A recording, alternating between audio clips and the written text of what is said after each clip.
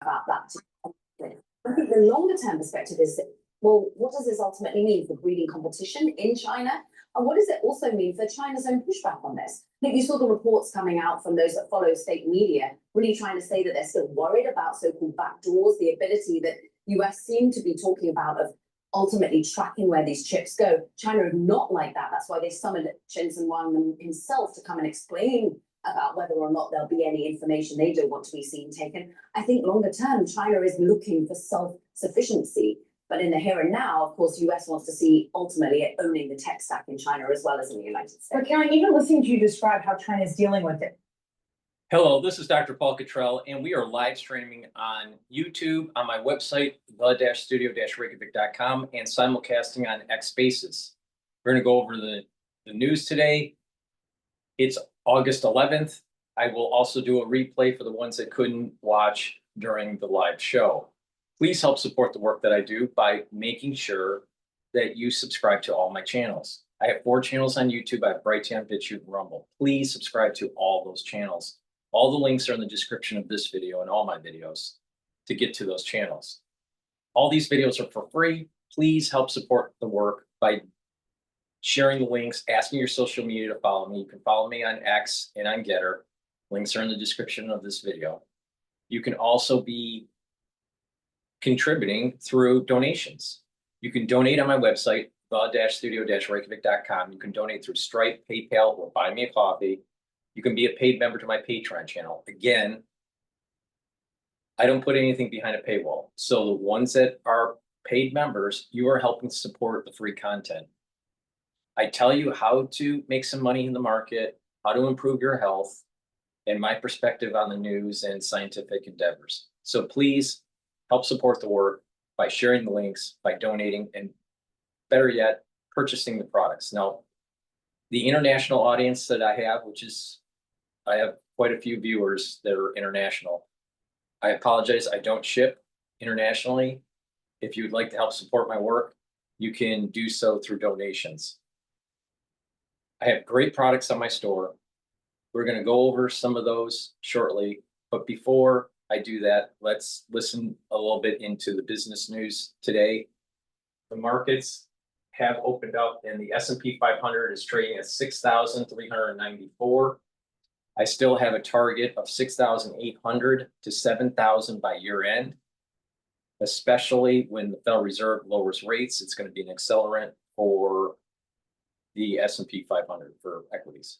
So please help support the work that I do. Pay attention to what I have to say about the market and about how to improve your health, and you will end up helping yourself and your family.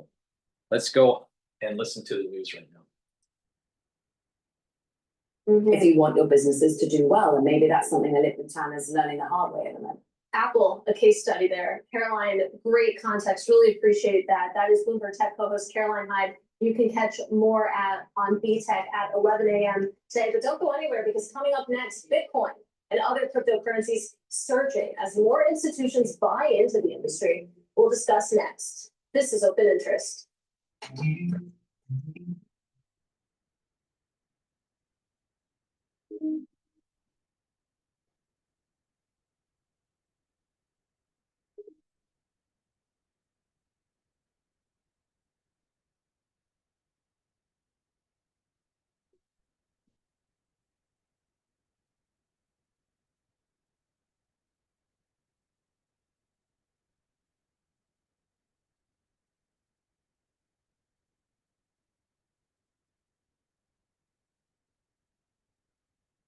Competitors think I have a 10-person team, but in reality, I'm just one guy with an AI employee. When you're a solo founder, the job titles stack up fast. You're the CEO. President Trump getting ready to meet with Russia's Vladimir Putin on Friday in Alaska. Join us now on that story and others. Former Democratic U.S. Senator Heidi Heitkamp. She's now the director of the University of Chicago Institute of Politics and a CNBC contributor. And Mick Mulvaney, former acting White House Chief of Staff, now acting Strategic Advisors co-chair. And we'll talk about some of the business stuff too, but we can start with what I did in that intro. Senator, and I'm feeling very, I don't know, I'm considering both sides of everything lately, which is annoying. It's annoying for me. I don't know whether, Andrew is Langone said has made a lot of progress with me. Maybe you're making progress with me. I can, yeah, go ahead. I was just thinking, Joe, that, it has gotten to the point where there's a great story about state-sponsored capitalism, and at the bottom, you're a capitalist, and what you're seeing is not capitalism, right? And so, of course, you're seeing both sides of it. Okay, I am, but even on this, I understand that Putin is a brutal tyrant that really hasn't made apologies for anything he's done. So inviting him to the US without any concessions could be seen as, not a good thing. But then I immediately think of what Democrats used to say about meeting with Obama and Ahmadinejad back then. You have to talk to these people to try to get where you want to go, to end bloodshed, to end a war, you can't do it through conflict. So I can always think of both sides. What about, so you would have to say this is a positive, but then Democrats just say Trump wants to win a Nobel Prize and he doesn't really care about the bloodshed. He just wants to win a Nobel Peace Prize, which is worthless now, obviously, because Obama got one for nothing. See, I'm going back and forth. I'm like hitting both sides. You don't even need us anymore. You can do this by yourself. You need us this morning. You could just debate yourself. Yeah, We've I'll been do doing that. this Easy. now I for a know I couple of years. stopped doing that. God, nice. Anyway, go ahead. Well, I think talking is always right, but preconditions are absolutely critical. And the fact that the president of Ukraine may not be there, Zelensky, tells you something about, is this an opening salvo? But what troubled me the most is how Russia is celebrating this meeting as a major win for Putin. And so I think it's always good to talk, but there has to be preconditions, and we don't see those preconditions in this dialogue. That is true, Mick. It's annoying because we do, we try to figure out how to feel in this country by looking at how the other country, like even I did that when France and other EU countries were mad about that deal. I was like, wow, I love it. Must be a great deal that we got with the EU on trade, because they were whining so much about it. So in this case, Russia is celebrating. Does that mean that we're getting taken advantage of? No, I think there's something that's missing here, which is Trump wanted to have a meeting as quickly as possible. He wanted to have a meeting for a long time. My guess is, and it's an educated guess, Alaska was simply the easiest place to meet on short notice. It's really, really hard to move the president. It's especially hard to move the president overseas. It would have taken weeks probably to set up meetings in, say, Helsinki or Rome or something like that. We could set it up. My guess it's probably going to be at a military base in Alaska. It's just the simplest logistic place to do the meeting. So I wouldn't read too much into it. I am interested that Zelensky's not going to be there. I think that's probably a message to Zelensky and the Europeans as much as anybody else, which is, look, Trump has said it before. They don't have the cards. If the US, Russia, and the EU want this war to stop, and the price for the war stopping is Crimea becomes officially part of Russia, the war is going to stop and Crimea is going to officially be part of Russia. Ukraine simply doesn't have the cards, as Trump says, to participate as a full member. They're relying too heavily on the US and the EU for their own defense here, which is why they as of right now, they don't have a seat at the table. Imagine being able to build anything, for any reason, in any style, at any scale, just by thinking about it. Meet Base 44, a complete AI creation platform made for anyone with an idea.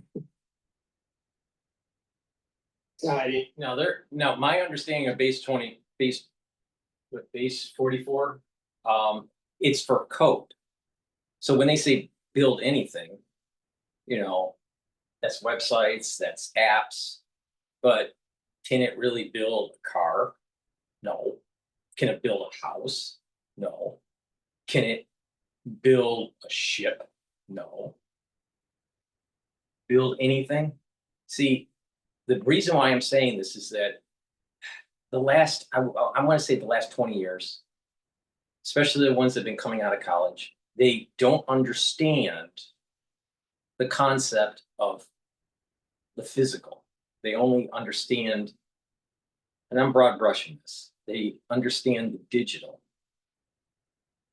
But it's the physical that matters, not so much the digital. Now, some people, oh, we live in a digital world. Yeah, but you still need a house. You still need to eat food. You still need to drive in your car. You still need transportation. You still need physical things. You could live your life without a digital life. You can't live without the physical. And this goes back to the whole idea. What's more important, a kinetic war or an info war? And I say you can't win in an info war. You can win in a kinetic war. And there's the lessons learned. There's some deep lessons to learn with what I'm saying. You gotta build shit. You gotta build stuff that's in the physical. And don't be hoodwinked by a bunch of coders that are losing their jobs and they decide to create a company to write code for people that aren't coders. Well, that'll make businesses more productive. It'll make individuals more productive.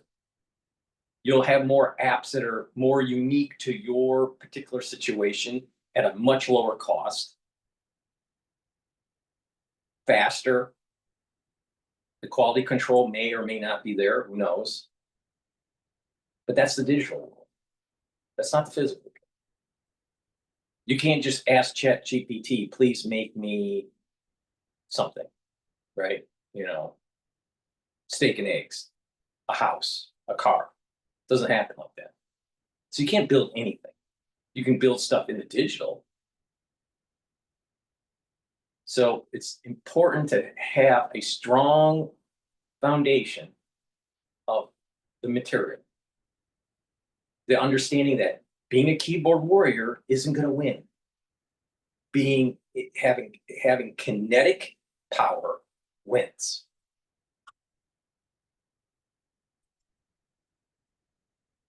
In addition to that, you want to, I'll start with you on capitalism, because I love it now. You and all your socialist friends, the minute you get a chance to throw capitalism in a capitalist face, you do it. So now you like capitalism and this stuff that Trump's doing. Yeah, so now you like it. Now you like it all. Now you're from love capitalism. I always love capitalism. Oh, your friends on the coast do not. Your friends on the coast do not. Elizabeth Warren and others do not.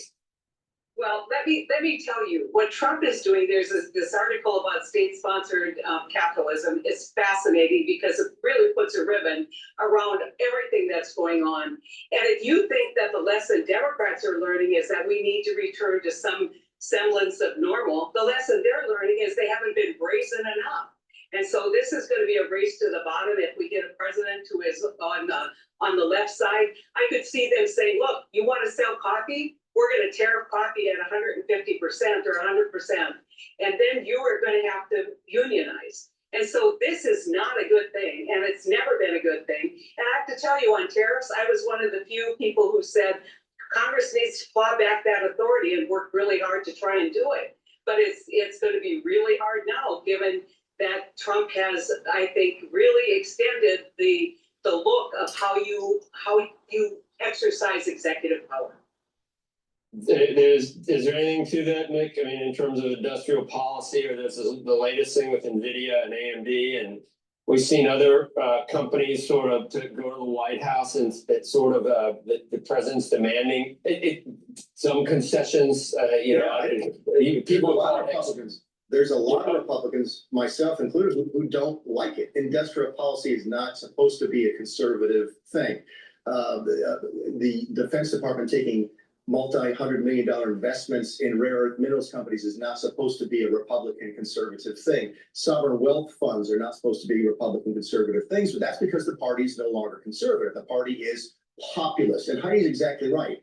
The risk here that you run is that the populist wing of the Democrat Party is learning lessons from the populist wing of the Republican Party, and the message they're taking away from it is they're just not doing enough. And she's absolutely right. I mean, if Trump can spend $400 million investing in rare earths, why can't the Defense Department invest $3 trillion in solar panels? I mean, that's where this is going. It is going down the wrong road. But Nick, here's a political question. We're worried about it as well. Right now, our president has an extraordinary amount of power, as you know so very well. You may not like what you're seeing for whatever reason. And by the way, there may be people in the House and the Senate who don't like what they're seeing that are on the Republican side, but none of them are raising their hands. Yeah, but that's because Yes, he's using a Gorilla pillow. How can you tell? Have you heard about Gorilla Ergo? It's the cutting edge ergonomic pillow that people actually look forward to laying their heads on. Yeah, but that's because the energy in both parties, Andrew, is in the populist wing. That's the populist Democrats. You see it in New York. It's the populist Republicans. You see it in Washington, D.C. right now. It's different. The parties are changing. And there is no real place right now for the conservative. There's no place right now for the sort of the moderate Democrat that Heidi used to be. So, or probably still is. I'm sorry, Heidi. Yeah, that's where the energy is right now in both parties. And it does create new challenges for both of them. Nick, to Well, the with end. every- Oh, go ahead, Heidi. Yeah. I was gonna say, with everything that the president does, this NVIDIA taking 15%, all of that just basically speaks to a pattern of use of executive power that is going to be hard to roll back unless people in Congress, you know what, grow something. And they aren't looking like they're gonna do. But tariffs were around way before Trump. Tariffs was a revenue source over 100 years ago. Tariffs brought in income, so taxes wouldn't go up. And so debt wouldn't be issued. Now, this is what the Democrats are saying that's false, all right? What the Democrats are saying that's false is that all of the tariffs are going to be absorbed by the consumer. That's totally untrue. It's about, on average, a third. So if tariffs go up 10%, your cost for that good is going to go up about 3.3%. I already did the calculations. Most of the economists agree. Guess what? If you buy a laptop that's foreign made and it's going to be slapped with a tariff, a $1,500 laptop is most likely going to cost you $1,625. But people would say, well, wait a minute, isn't it really $1,825 or $75? No, because 1/3 of it is going to be absorbed by the manufacturer in the country that's of origin. Another third of it is going to be absorbed by the company that is actually selling the product to the end consumer. And then the consumer is going to take 1/3 of the higher cost. In some cases, you're going to have no increase in the sticker price. In other cases, you'll be absorbing a little bit more than 1/3. But even at these high tariff rates of 35%, 1/3 of 35% is not that much. And what do you buy that's a high-end item? Maybe a car,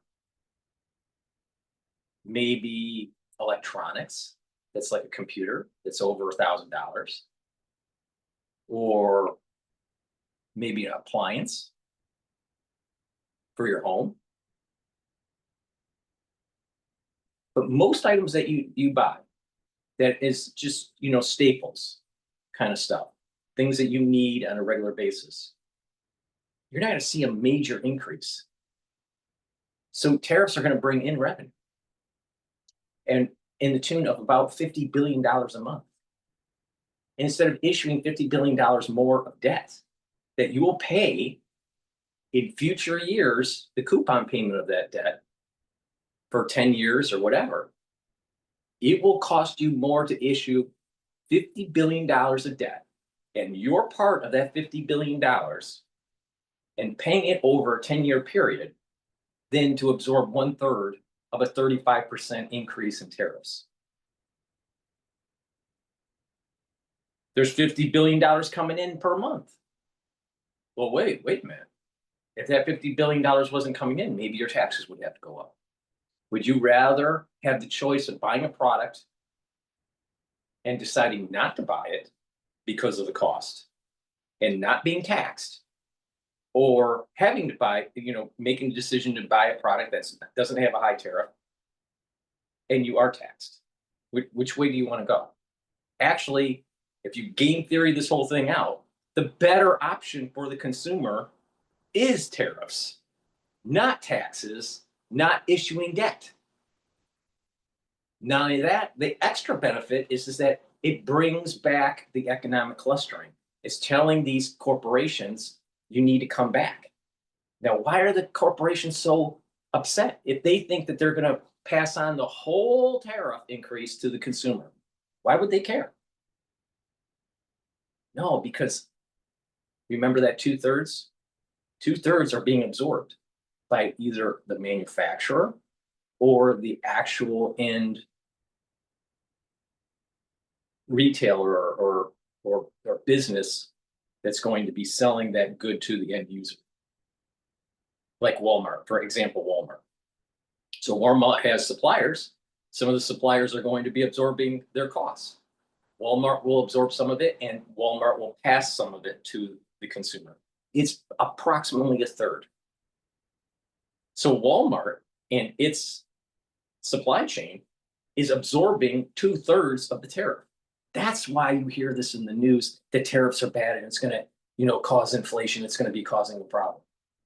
Because they know their margins are going to shrink. And because of competition, they can't really raise the price and pass it on to the consumer 100%. So would you rather have higher taxes? Would you rather have more debt issuance that's going to cost you more than absorbing the 1/3 tariff? Sit and really think about it.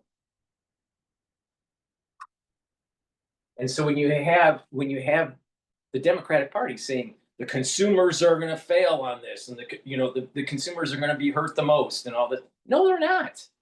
The ones that are going to be hurt the most are actually the corporations that have the high margin because they're playing in a labor arbitrage. Now, if we're going to try to bring back, if we're using tariffs to bring back economic clustering, which is a good idea in my mind, that is a strong hit to those manufacturers to tell them, bring it back to the United States, because their supply chain and themselves are absorbing 2/3 of the tariff. Now, if we didn't have that tariff and we just said, well, we'll give you a tax incentive to come back to the state, that tax incentive isn't good enough because they have lawyers that are already playing games with their taxes, and they're paying a low rate anyway. So it doesn't really, it's not a big change for them. And because of the economic clustering in another country that's already established, there's not much, there's some companies that'll come back because of some sort of tax incentive. But it's not that strong of a impetus compared to tariffs. Now, with debt issuance, there's no reason for the companies to come back to the United States. So out of the 3 different levers, tariffs, debt issuance, or taxes, what if your policy is to bring back manufacturing, which lever would you pull? The taxes lever? Would you pull the debt issuance lever, or would you pull the tariff lever? And now you understand that if you pay attention and you play this whole game theory out, tariffs are the best option, the most effective option. One way or the other, and the Democratic base now is saying, look, you've got to fight fire with fire. But Heidi, the Democrats don't want to roll it back. I mean, you and I were together in the House of Representatives for the State of the Union where Barack Obama said, look, if Congress doesn't act, I have a pen and a phone, and he got a standing ovation from the Republican elected officials. Heidi, the Democrats invented this, and it's even worse because in the last administration, there were all kinds of stuff that Biden did. Unfortunately, it was somebody, probably not him, it was some auto pen guy. It was like Zinks or Zinks or whatever his name is. It was doing it. So the whataboutism, it doesn't even compare. You always say that. On. It's not hypocrisy, it's not hypocrisy, Well, it's whataboutism. So you can do whatever you want, slash and burn for 4 years under Biden, and then if a Republican brings, go ahead, Mick. Whataboutism is just a comparison that you don't like. That's all it is. Yeah, but what about it is a comparison that you don't like that hits home, especially with what we're talking about. Let me tell you, that this administration on executive power is on steroids. And that wasn't true over the last 4 The years. court system's on steroids, stopping every single executive. Well, Anyway. Joe, I mean, come on, I mean, you know. You've seen the numbers, right? You've seen the numbers for how many compared to previous administrations that have these. Yeah, well, how do you feel, Joe, how do you feel about that tariff action in the DC Circuit Court? And you know, this is being led by Republicans, by conservative organizations who think this has gone too far. There's a lot We'll of just people find out there, another way. people like Nick who understand that this is a historic moment and. Well, like it's, wait. One, I'm tired of everyone yelling at each other, but when you have Republicans that are saying maybe tariffs have gone too far, we need to use the principle, the 5 whys. Why are they saying that? And I bet that you get down to the root cause of that perspective. Those Republicans have lobbying groups that are supporting their campaigns and supporting the Republican Party that are going to lose a lot of money if they move manufacturing back to the United States. You know why? Because it gets back to the whole idea that I just said. 2/3 are being absorbed by the corporations, not by the consumer. And you're getting rid of their labor arbitrage.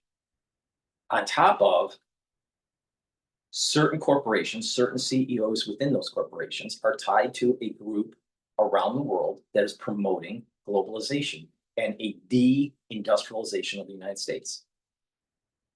That's a fact. You don't believe me? What do you think the Bilderberg group is? It's all about de-industrializing the United States. So it's time for America first. America's back, and America's going to make stuff. And the best way to do it is to put pressure on these individuals that are playing labor arbitrage for the last 35 years and shipping American jobs away. Now you got to put pressure on them. But because they have a powerful lobbying group on K Street, they're going to be getting on the phone to their representative in the Republican Party saying, you know, this is Mr. Walmart, or this is GM. Senator, we can't have this tariff anymore because it's costing us too much money. For the last 35 years, we needed labor arbitrage in China, in Canada, and in Mexico. So, Representative, make sure you shut down no tariffs. Now, the representative should be saying, I represent the state of XYZ, and they need to have jobs. And you've been shipping their jobs for the last 35 fucking years, and you've been making a ton of money, and you got a major executive package. So all you really care about is your taxes, or not your tax. All you care about is your executive compensation and your increase in stock. Listen here, Senator and Representative, we own you. No, you don't. It's we the people. Listen here, Senator. Big business owns Congress. That's the fucking problem that we got in Washington, D.C. We have representatives that are on the take. To roll this back. The president is granted wide powers for trade. If it does go south in the Supreme Court on this the way they're doing it now, they're going to be able to do it another way. He's allowed to do a lot of those things for trade, I think, or at least that would be the bottom. Congress has ceded that authority in various statutes by giving them emergency authority. You're waiting for Congress to allow Trump to take out those Iranian nuclear sites at this point, huh? That's up. It's not the way it works. I don't think, hey. Do I think Congress is fleckless and ineffective Do you? and ridiculous? Absolutely. Oh, okay. Absolutely, I think that's true. Right, because the On both Republicans are in sides. charge. There's an old Spanish proverb. Please go to my store, the-studio-reykjavik.com, and get the nattokinase. Nattokinase is fibrinolytic. It's going to break up clots. It's also going to help with your lipid profile. It's going to help to bring down LDL levels, increase your HDL levels. When you improve your lipid profile, you have less plaque buildup. When you have less plaque buildup, you have better vascular health. Olive leaf extract, dual purpose product. It helps to boost up your immune system because it brings down inflammation, but it also helps with the vascular system. So by bringing down inflammation at the vascular level, you're reducing stress at the vascular level, reducing oxidation of LDL. And when you improve your lipid profile by taking olive leaf extract, you're reducing plaque formation because you're helping to bring down LDL levels and increase your HDL levels. This is a dual purpose product. It's very powerful. Take it. It's going to help with your immune system and your vascular system. Stacks really well with nattokinase. So this is a great stack. Go to my store and use discount 5 and you get $5 off any order. A lot of people have brain fog. And guess what? In 5 years or earlier, you're going to start seeing a lot of people that are 40 years of age or older getting early onset of dementia. A big reason, not the only reason, but a big reason is what we went through in 2020. Now, I have a video out there that explains the 3 different cohorts that are affected because of the 2020 crisis and how it's going to affect the brain and what the percentages are. But many people are going to have memory loss. And many people are going to have motor coordination issues. And people are already starting to see it. And in addition, individuals that have long symptoms from the crisis, I'm trying to parse my words so I don't get a strike, but they have long symptoms of the crisis. You know what I'm talking about. There is a study out there that actually shows that certain areas of your brainstem actually shrink. And that's part of the reason why their sympathetic nervous system is overactivated and having issues with coordination, with kinematic coordination. So it's happening already. You better pay attention. You need to protect your neurons. Just like I've been saying, you need to protect your immune system. And I have 1,000 videos out there about why you have to protect your neurons, just as important because of the crisis of 2020. All right.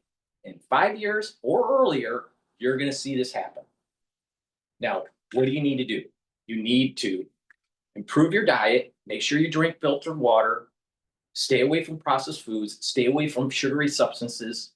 You want to improve your vascular system. Now, people would say, why do you need to improve your vascular system? Because, you're trying to protect your brain. You need good blood flow to have the microenvironment to maintain neural health. That's why. So vascular health is super important. So that means that you have to improve that vascular fitness. Do cardio, also do resistance training, do balancing exercises, and do stretching. Why?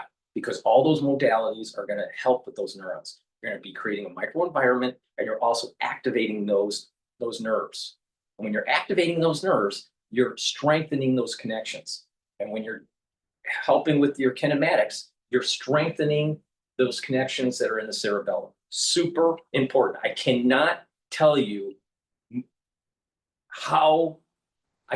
any more about how important it is to listen to me on this. All right? In 5 years, a big part of American society is going to have neurological problems. Fact. Just like I said a few years ago that there was going to be a major uptick in cancers. Well, it behooves you to listen to me. All right? Because I'm the most accurate on this. So just pay attention. Now, by doing these exercises, you're going to be able to stimulate those neurons. All right? And you're going to strengthen them. Now, there's supplements and there is detoxification ways to reduce stress and to maintain healthy neurons by making sure that the inflammation is down. If you have high inflammation that is chronic, guess what? Your myelin sheath starts to erode. When you have a myelin sheath that erodes, guess what? Your nerves don't work as well. All right, so it's really important to keep inflammation down. And it's also important to create a microenvironment where you're getting those dendritic connections, that positive neuroplasticity. Because if they start to recede, then the memory starts to fade, you start to think slower, you have gait issues, you have motor coordination issues, you start having hearing problems, you start having eyesight issues. So with that, what should you be taking? Lots of different supplements that I have help with neurons. Now, with people that have brain fog, it's important to take clarity factor.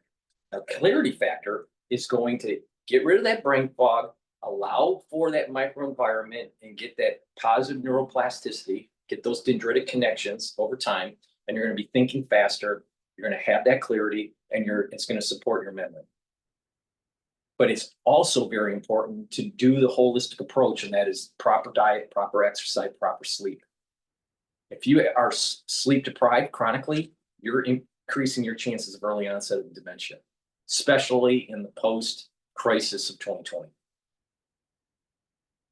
So clarity factor, super important. Get it. You've been warned. All right. Also, it's important to detoxify your body. And I have different products that will help to detoxify your body. I have deodorants that are used as a deodorant, but also help to detoxify your body. And by detoxifying your body, you're bringing down that inflammation, and you're helping your body to get in homeostasis. Peppermint, lavender, and tea tree deodorant, and also citrus. They're for males and females. It's made from essential oils from the Himalayas, extremely high quality deodorants. No aluminum, no baking soda, all natural. It's dual purpose. Use it as a deodorant so you don't smell, but it also helps to detoxify your body. So if you use all these different modalities to detoxify your body, you're actually going to get healthier faster. So please go to my store and get the deodorants. Now, since we're talking about detoxification, zeolite, super important. Take this every day. Now, what you should do is make sure your water is filtered. Drink the filtered water. Make sure that you stay away from processed foods, because there's a lot of garbage in that processed food. Stay away from plastic containers, especially if they're in the microwave, because you don't want those microplastics. There's been a study that shows that was done in Europe that shows that microplastics and nanoplastics accumulate in the brain. And guess what?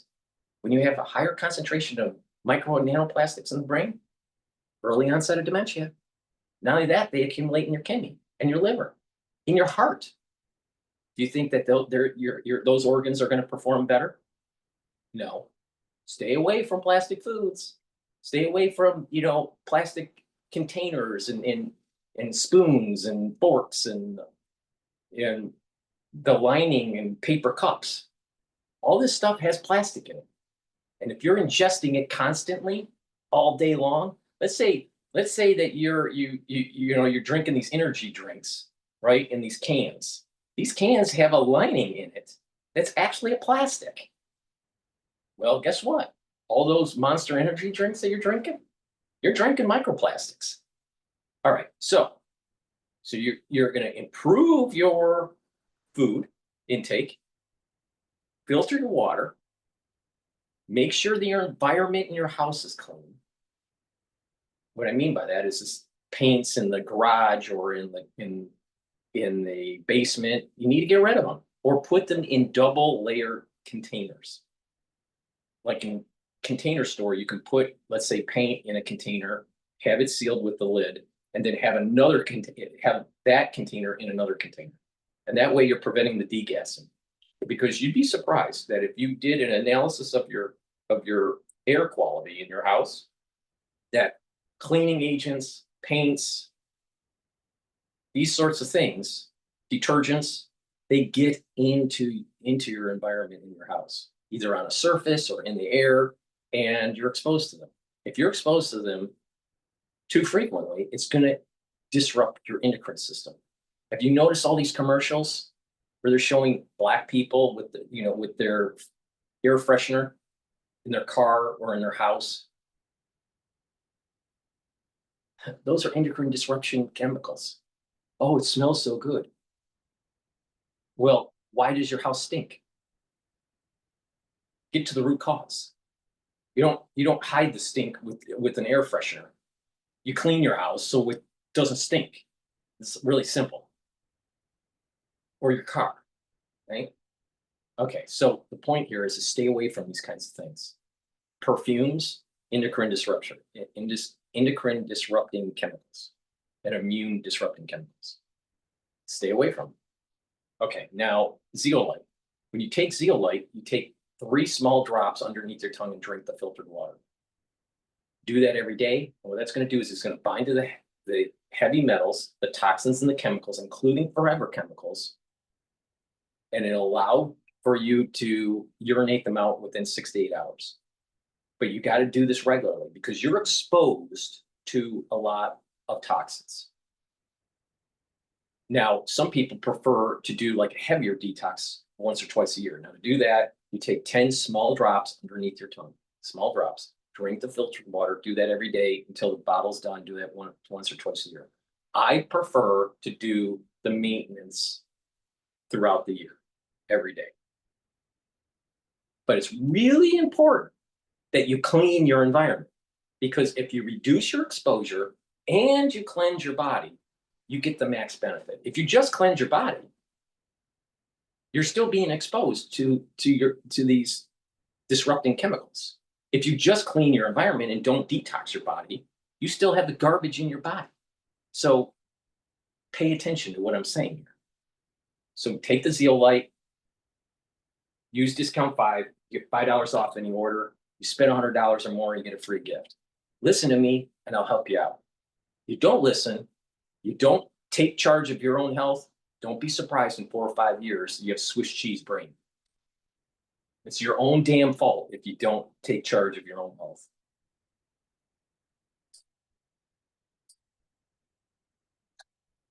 We're just waiting for President Trump. So when he emerges, we will bring that to you live. But right now, let's get a little bit of a reset on these markets. We'll go with Charlie Pell on the Bloomberg Business Fund. Thank you very much, Paul. Sweeney. Little change right now on the S&P 500 index. Yes, so the record of 1.6390 where we stand. That is a gain of under 0.1%. Dow Industrials, though, turning lower since our last update, down 99 now for the Dow Jones Industrial Average, a decline of 0.2%, while NASDAQ is up 0.1%. This Bloomberg Business Flash is brought to you by Oracle. Attention growing businesses. Oracle's offering to cut your current cloud bill in half if you move to Oracle Cloud Infrastructure. For new U.S. customers with minimum financial commitment, see if your company qualifies at oracle.com/Bloomberg. The 10-year, 4.27%, but the 2-year, 3.76%. Gold down 1.3%, 33.55 the ounce. West Texas Intermediate crude flat on the day, 63.88 a barrel. Bitcoin now at 119,912 for Bitcoin. That is a gain of 1.3%.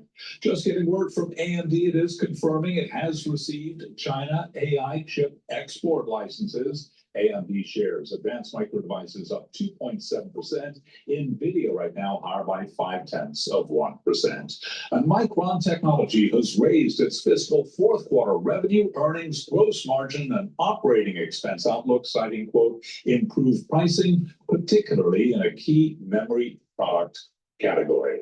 Right now, we got Micron up by 5%. So recapping, the Dow lower, S&P little change, up by 3 points. For on-demand news, 24 hours a day, subscribe to Bloomberg News now, wherever you get your podcasts. I'm Charlie Pelleton. That is a Bloomberg Business Flash. All right, Charlie Pell, thank you so much. We appreciate that. As always, Lisa Mateo, Paul Sweeney, we're live here in our Bloomberg Interactive Broker Studio, and we're streaming live on YouTube as well. We are awaiting President Trump. He is scheduled to hold a press conference on crime in the District of Columbia specifically, and that's going to come from the White House press briefing room, and it's scheduled for 10 a.m. Wall Street time. I guess when you're president, you got to do it whenever you want. So we, along with the assembled press corps in the press room, we will await President Trump. We will bring those comments to you live when he emerges. Let's talk about these market shares. I'm just looking at the S&P 500 and the earnings performance for this quarter here. You know, up 11.3%. That's pretty darn good. But let's remember, folks, I think companies took down their estimates and analysts took down their estimates pretty significantly once we saw the beginning of the tariff situation back there in April. So it's kind of setting expectations low and then exceeding them. I don't know. Carol Schleif, she does this stuff for a living. She's Chief Investment Officer, BMO Family Office. Carol, how are you viewing earnings? Again, the headline is earnings grew kind of double digits, but expectations were kind of low here. What do you make of it? Well, expectations were low, and we've been calling for this ever since the first quarter when we saw companies pulling guidance or bringing it down or giving us multiple scenarios to deal with. I mean, all of that was really trying to do what company management should be doing, is figuring out how to adapt and dodge and weave. And they've done a really good job of it so far, because as we all know, the headlines change minute by minute, and especially over the weekend. And so there's lots of different stuff for them to keep track of. And companies, by and large, are doing what they can. Now that we've got a bit more clarity, at least to frameworks and the way things are going to go and the way deals are being cut, and the One Big Beautiful Bill Act being passed, companies have more ability to be able to guide both investors, figure out what they're going to do with tariffs, as well as figure out what they're going to do with policy. So it does tee up a stronger second half, hopefully. And companies also giving a lot for AI spend. I noticed that's one of the themes that you say you talked about. What surprised you the most about how these companies are spending in AI? I think the interesting thing is to remember, because there's a lot of people that are really nervous here, especially long-term clients and long-term investors who lived through the dot-com bubble. And it's really important to remember that these companies are self-financing.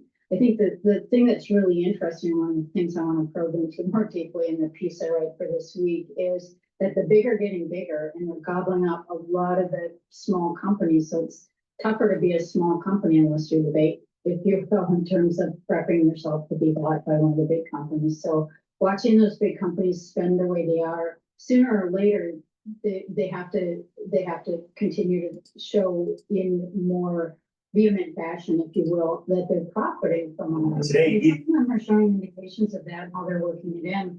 But the US in general is going to benefit once we get that infrastructure up and we all have access to it. Carol, we're having the markets hit seemingly daily all-time highs here. How concerned are you about valuation here? Well, the interesting thing is it's also important to remember that valuation is a poor timing tool.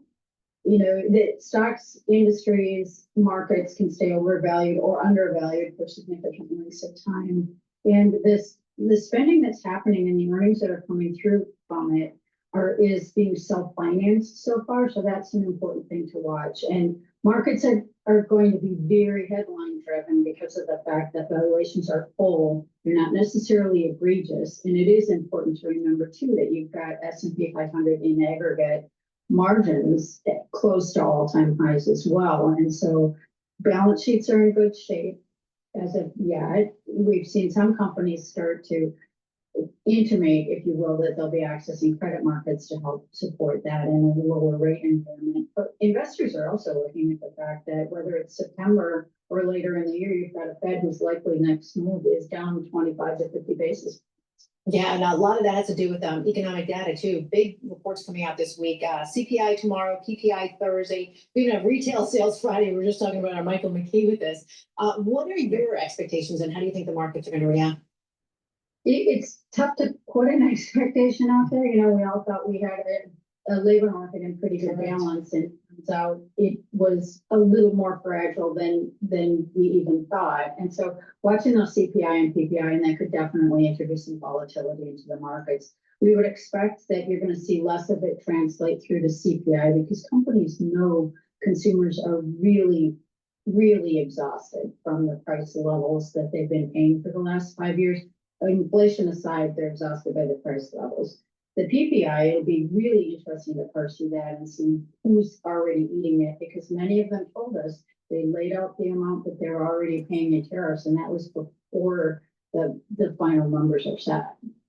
We're seeing a lot of companies, most recently Apple, say they're going to increase their investments in manufacturing in the United States. A lot of people say, you need to get on this infrastructure bandwagon. How do you guys think about that? We like the infrastructure plan have for a very long time. We actually were early on it for different reasons under the Biden administration when you had various bills and acts passed to support that. But if you've driven any of these northwestern or northern cities in the summer, it's definitely this season of construction everywhere. And there's a lot of roads, bridges, things going on. And there's obviously with all the data centers we're putting up, you can't put them up in a vacuum. You have to hook them to a grid or create something local that's going to feed those data centers. And so that activity is not likely to cease. And when you actually parse out and look at the charts in that, the data center construction has continued. The other private sector spending on manufacturing and infrastructure leveled off, waiting for some of this clarity. And now we've gotten more clarity, particularly from the one big beautiful bill, which added some benefits for domestic construction. All right, so infrastructure, yeah. So what are you less fond of? Probably less fond of some of the consumer staples because I think like they have done in prior, it's tough for them to be able to pass price increases on, and yet the cost of goods is going up, whether it's cocoa or a lot of those companies, from things that aren't tariff related to all of the tariff related inputs, even the packaging that they're putting in. So it's tough for the consumer staples companies, and it can be kind of tricky for some of the others. And one of the things we're keeping an eye on is some of these services companies, because you're seeing tangential blowback, if you will, in services spending. That's because if you're trying to preserve margins, you're going to cut back a lot of any area you view as discretionary, and that tends to be some of the services and consulting and things like that that come through for companies. Hey, Carol, just from a short-term trading perspective, August, September, maybe even October tend to be kind of volatile months for the market. Do you worry about that at all? Well, I think the important thing to remember is our lens is taxable individuals and those individuals in the highest tax brackets. So yes, we give them heads up that these are notoriously volatile months, August in particular, because it tends to be really light volume. So a random headline can push the markets around, particularly when they come on Fridays. So if they're private wealth, they probably have a lot of cash on hand. So if it's volatile, they're just going to buy in and buy more to get the mean reversion. And about a 30% kind of tax hit all in, and then they have to be right about getting out and getting back in. And many of our clients have been with us for such a long period of time that they see through that. They're willing to understand that volatility is there and look through it as long as the fundamental underpinnings are there. And we just have finished up a really solid earnings season. So far so good on the fundamentals being there. Hey, Carol, so you talked about earnings season winding down, but there's still a few more big names for earnings. Who are we going to be keeping an eye on next? I mean, I think NVIDIA is at the end of the month. Yeah, obviously in NVIDIA, and just there's a few major names that give us ideas, but we do have the bulk of them in because we have close to 90% of them in as of late last week. I was running the numbers on, I think, Thursday afternoon or Friday morning, and the numbers have surprised. The nice surprise has been on both the revenue and the earnings line, and watching that continue. And now we'll be watching, obviously, because they report a month off, all the retailers will start to come, and there'll be a lot of Carol, President Trump is coming to the podium, so we're going to say goodbye to you. Carol Schleck, Chief Investment Officer of BMO Capital Markets. Go down to Washington, D.C., President Donald Trump speaking. Well, this is really a lot of people, most I've ever seen in this room. And we're here for a very serious purpose, Something's out of control, but we're going to put it in control very quickly, like we did on the southern border. I'm announcing a historic action to rescue our nation's capital from crime, bloodshed, bedlam, and squalor, and worse. This is Liberation Day in DC, and we're going to take our capital back. We're taking it back under the authorities vested in me as the President of the United States. I'm officially invoking Section 740 of the District of Columbia Home Rule Act. You know what that is? And placing the DC Metropolitan Police Department under direct federal control. And you'll be meeting the people that will be directly involved with that. Very good people, but they're tough. And they know what's happening, and they've done it before. In addition, I'm deploying the National Guard to help reestablish law, order, and public safety in Washington, D.C., and they're gonna be allowed to do their job properly. And you people are victims of it too. You know, you're reporters, and I understand a lot of you tend to be on the liberal side, but you don't want to get mugged and raped and shot and killed. And you all know people and friends of yours that happened. And so you can be anything you want, but you want to have safety in the streets. You want to be able to leave your apartment or your house where you live and feel safe and go into a store to buy a newspaper or buy something. And you don't have that now. The murder rate in Washington today is higher than that of Bogota, Colombia, Mexico City, some of the places that you hear about as being the worst places on earth, much higher. This is much higher. The number of car thefts has doubled over the past 5 years, and the number of carjackings has more than tripled. Murders in 2023 reached the highest rate probably ever. They say 25 years, but they don't know what that means because it just goes back 25 years. Can't be worse. Our capital city has been overtaken by violent gangs and bloodthirsty criminals, roving mobs of wild youth, drugged out maniacs and homeless people. And we're not going to let it happen anymore. We're not going to take it. Just like we did on our southern border. Nobody comes to our southern border anymore. 3 months in a row, we had zero. And the reason why we had a porous border and because we have the Washington DC is a hellhole is because of the Democrats and their liberal policies and a lack of law and order.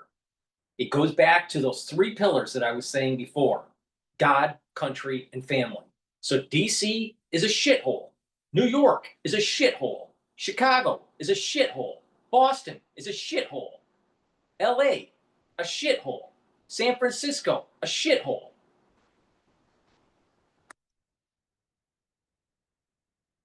Brasilia, San Jose, Costa Rica, Bogota, Colombia, heavy drugs.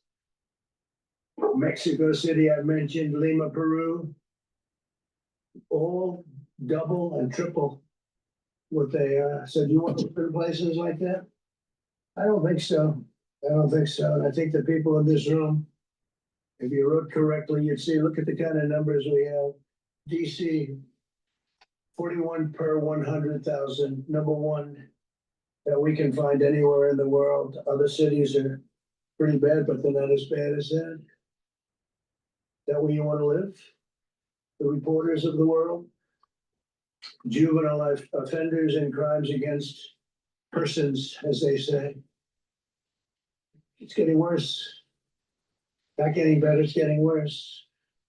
And we had a recent indication. And there was a story about a man who was just left. He quit because he was asked to do phony numbers on crime. And we're going to look into that. I think Pam is going to be looking into that. But he was asked by the city, I guess. We don't want to show the real numbers. Let me do numbers so it looks like it's going down. Not going down.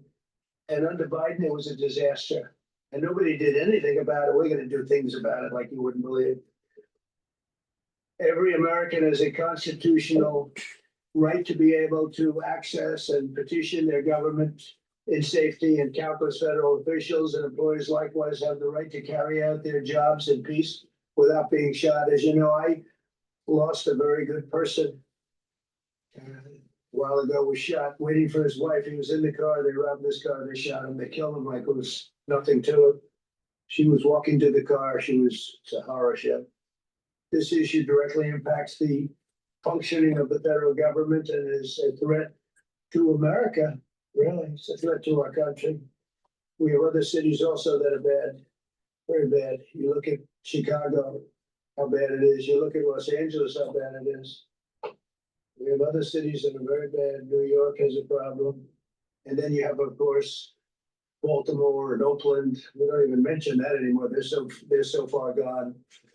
We're not going to let it happen. We're not going to lose our cities over this. And this will go further. We're starting very strongly with DC, and we're going to clean it up real quick, very quickly, as they say. Days ago, a former member of the Doge staff was savagely beaten by a band of roving thugs after defending a young woman from an attempted carjacking. He was left dripping in blood. He thought he was dead with a broken nose and concussion. Can't believe that he's alive. He can't believe it. In June, a 21-year-old congressional intern was tragically killed after being hit by a stray bullet in a drive-by shooting. A former Trump administration official named Mike Gill, fantastic person, was murdered last year in cold blood in a carjacking blocks away from the White House. We all know him. Great person. Waiting for his wife as she was walking to the car. The Democrat congressman was also carjacked at gunpoint not far from the Capitol. And in 2023, an aide to Senator Rand Paul was stabbed in the chest and head by a demented lunatic as he walked down the street, just absolutely for no reason. Horrifically, last July 4th weekend, a 3-year-old girl was shot in the head and killed while sitting in a car near the Capitol. It's becoming a situation of complete and total lawlessness. And we're getting rid of the slums too. We have slums here. We're getting rid of them. I know it's not politically correct. You'll say, oh, so terrible. No, we're getting rid of the slums where they live.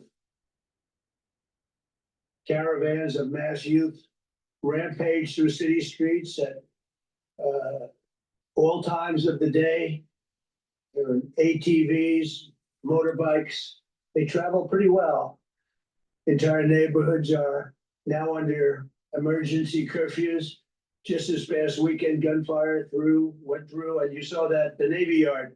I saw it this morning. They saw that they fought back against. Well, see, they fight back until you knock the hell out of them, because it's the only language they understand. But they fought back against law enforcement last night, and they're not going to be fighting back long, because I've instructed them and told them whatever happens, they love to spit in the face of the police as the police are standing up there in uniform. They're standing and they're screaming at them an inch away from their face. And then they start spitting in their face. And I said, you tell them, you spit and we hit. And they get hit real hard. It's a disgusting thing. I've watched that for years, 3-4 years. I've watched them. The police are standing and they're told, don't do anything under any sense of this. And you can see they want to get at it. And they're standing there and people are spitting in their face and they're not allowed to do anything. But now they are allowed to do whatever the hell they want.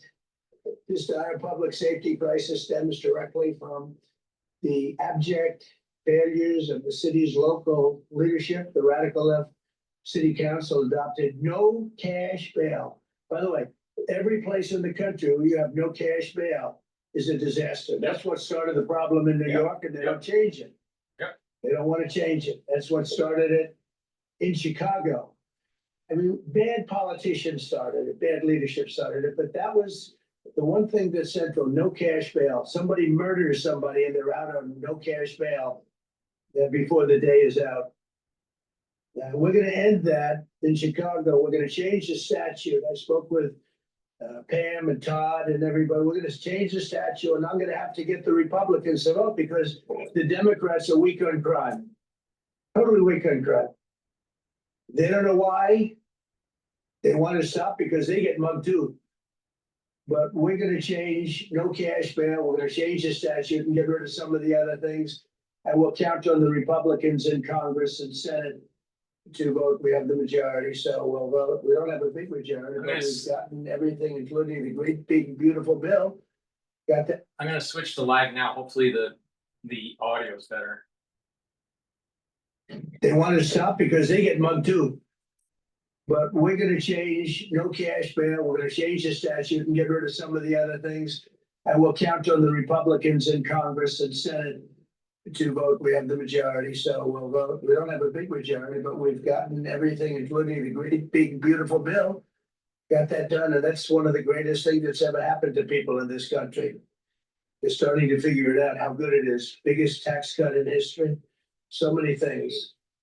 but we'll be able to get that done. So Todd, if you and Pam can draw up things working with the people, I'll get it passed. We'll get it passed with the Republicans. Probably won't get, think of this. Probably won't get one Democrat vote because they have no idea what they're doing. That's why they want men playing in women's sports. That's why they want transgender for everybody transgender. And they just got walloped in an election in a landslide, and they haven't changed one thing. I saw the other day that certain gentleman who was very well-known politician, Democrat, was fighting like hell that men should be allowed to play in women's sport. They just don't get it.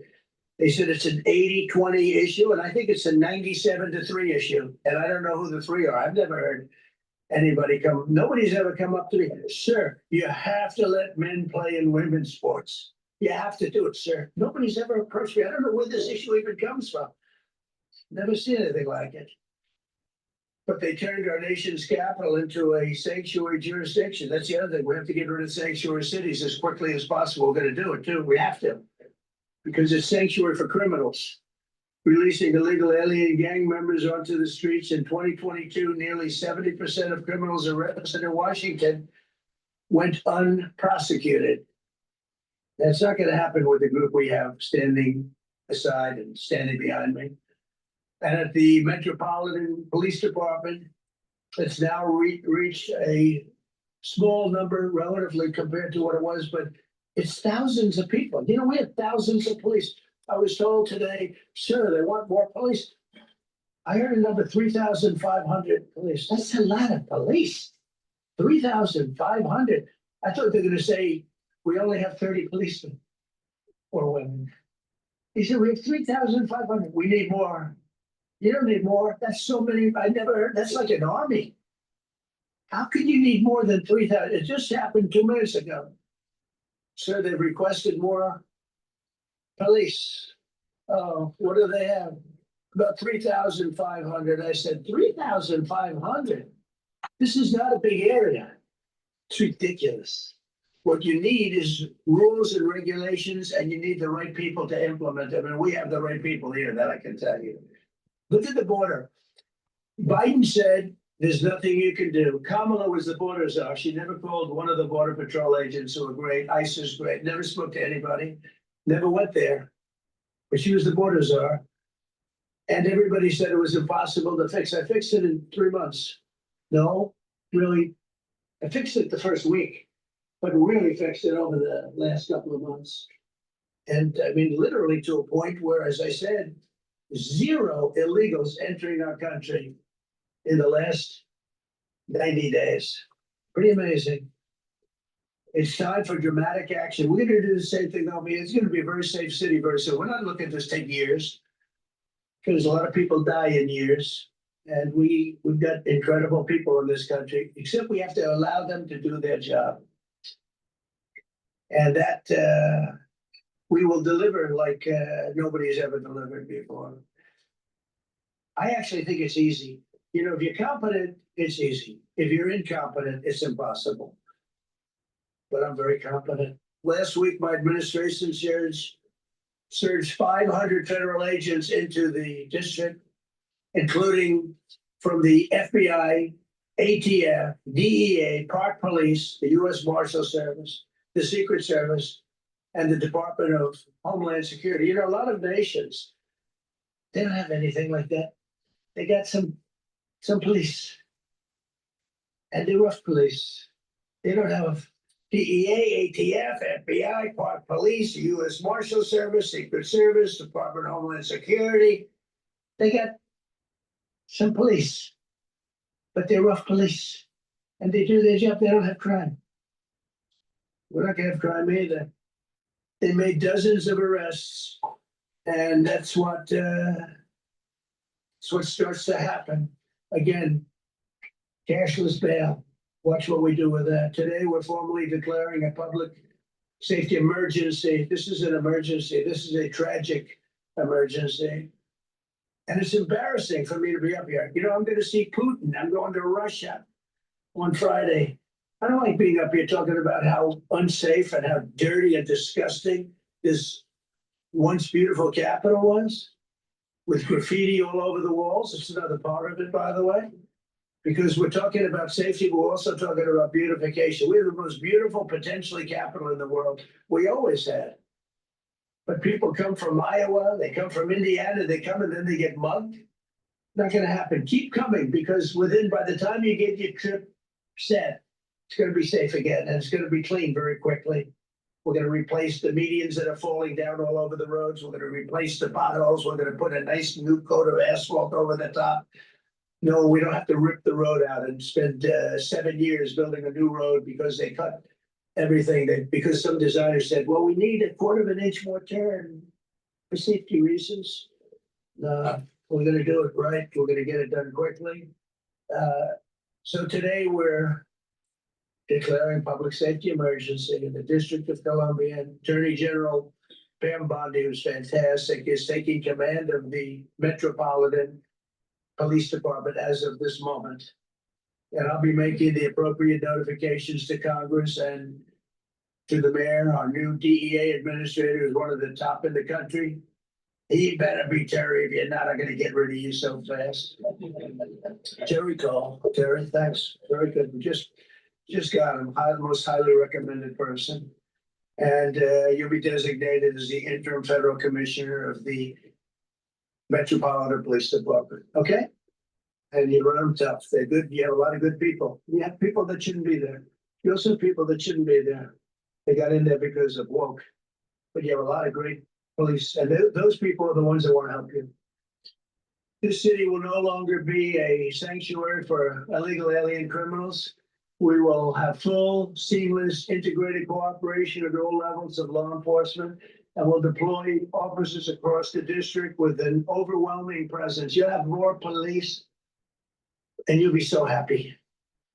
Because you'll be safe. When you walk down the street, you're gonna see police, or you're gonna see FBI agents. We're gonna have a lot of agents on the streets. You're gonna have a lot of essentially military, and we will bring in the military if it's needed, by the way. We're gonna have National Guard, but Pete Hegseth will tell you about it. We will bring in the military if needed. People say, oh, that's so terrible. He's gonna bring in, it's been used many times over the years. I don't think we'll need it. I think we've got so many great people, including the people that are in the police department with proper leadership. They'll immediately begin massive enforcement operations targeting known gangs, drug dealers, and criminal networks to get them the hell off the street, maybe get them out of the country, because a lot of them came into our country illegally. They shouldn't have been allowed in. They come from Venezuela. They come from all over the world. We're going to get them the hell out. They won't be here long. But some of these people, a lot of them are homegrown criminals. And these are bad people. These are rough people. And this is just a list of some of the people that were given to me today that were criminals removed from the DC streets this weekend. They were rough and tough. But we're rougher and tougher. Look at these people here. Nothing, you know, they're not going to be your local school teacher. This guy he has killed people numerous times. They're not going to be an asset. They will never be an asset to society. I don't care. I know we all want to say, oh, they're going to be rehabbed. They're not going to be rehabbed. I'm going to ask Doug Burgum to come up and say a couple of words because he's in charge, as you know, he's interior, but he's in charge of the U.S. Park Police. And I've heard so many great things about the Park Police. They're proud of it. They've been there for a long time. Their families oftentimes grow into the roles. They love the country. They love this area. So Doug, could you say a few words, please? Thank you, Mr. President. On behalf of the U.S. Park Police, this is the oldest federal police force in the nation. They were formed in 1791 by none other than President George Washington. They've got the awesome responsibility of protecting our nation's most sacred monuments. The National Mall, Washington Monument, Jefferson Memorial, Lincoln Memorial, Statue of Liberty, and out west, the Presidio and the Golden Gate area. These folks have tens of millions of visitors a year, the kind of people that President Trump's talking about that come from around the country and around the world to see our sacred and learn about our history and our sacred monuments. They've been doing a fantastic job, but they are so pleased, the rank and file, that President Trump is now allowing them to enforce the law. As those of you that live in the city may know, that the circles and the triangle parks that are spread throughout DC are actually federal park property. So the US Park Police also have responsibility for that. These became littered with homeless camps under the Biden administration. All of you saw that. Since President Trump's executive order on March 27th, making DC safe and beautiful again, the US Park Police have removed over 70 homeless camps. And President Trump also talked about beautification. They're stopping and enforcing the laws against graffiti on our monuments. They've removed over 80 specific attacks against our history with graffiti on our monuments. So they continue to do a great job, whether it's in their vehicles, on foot, or on the mounted police that you see around the National Mall.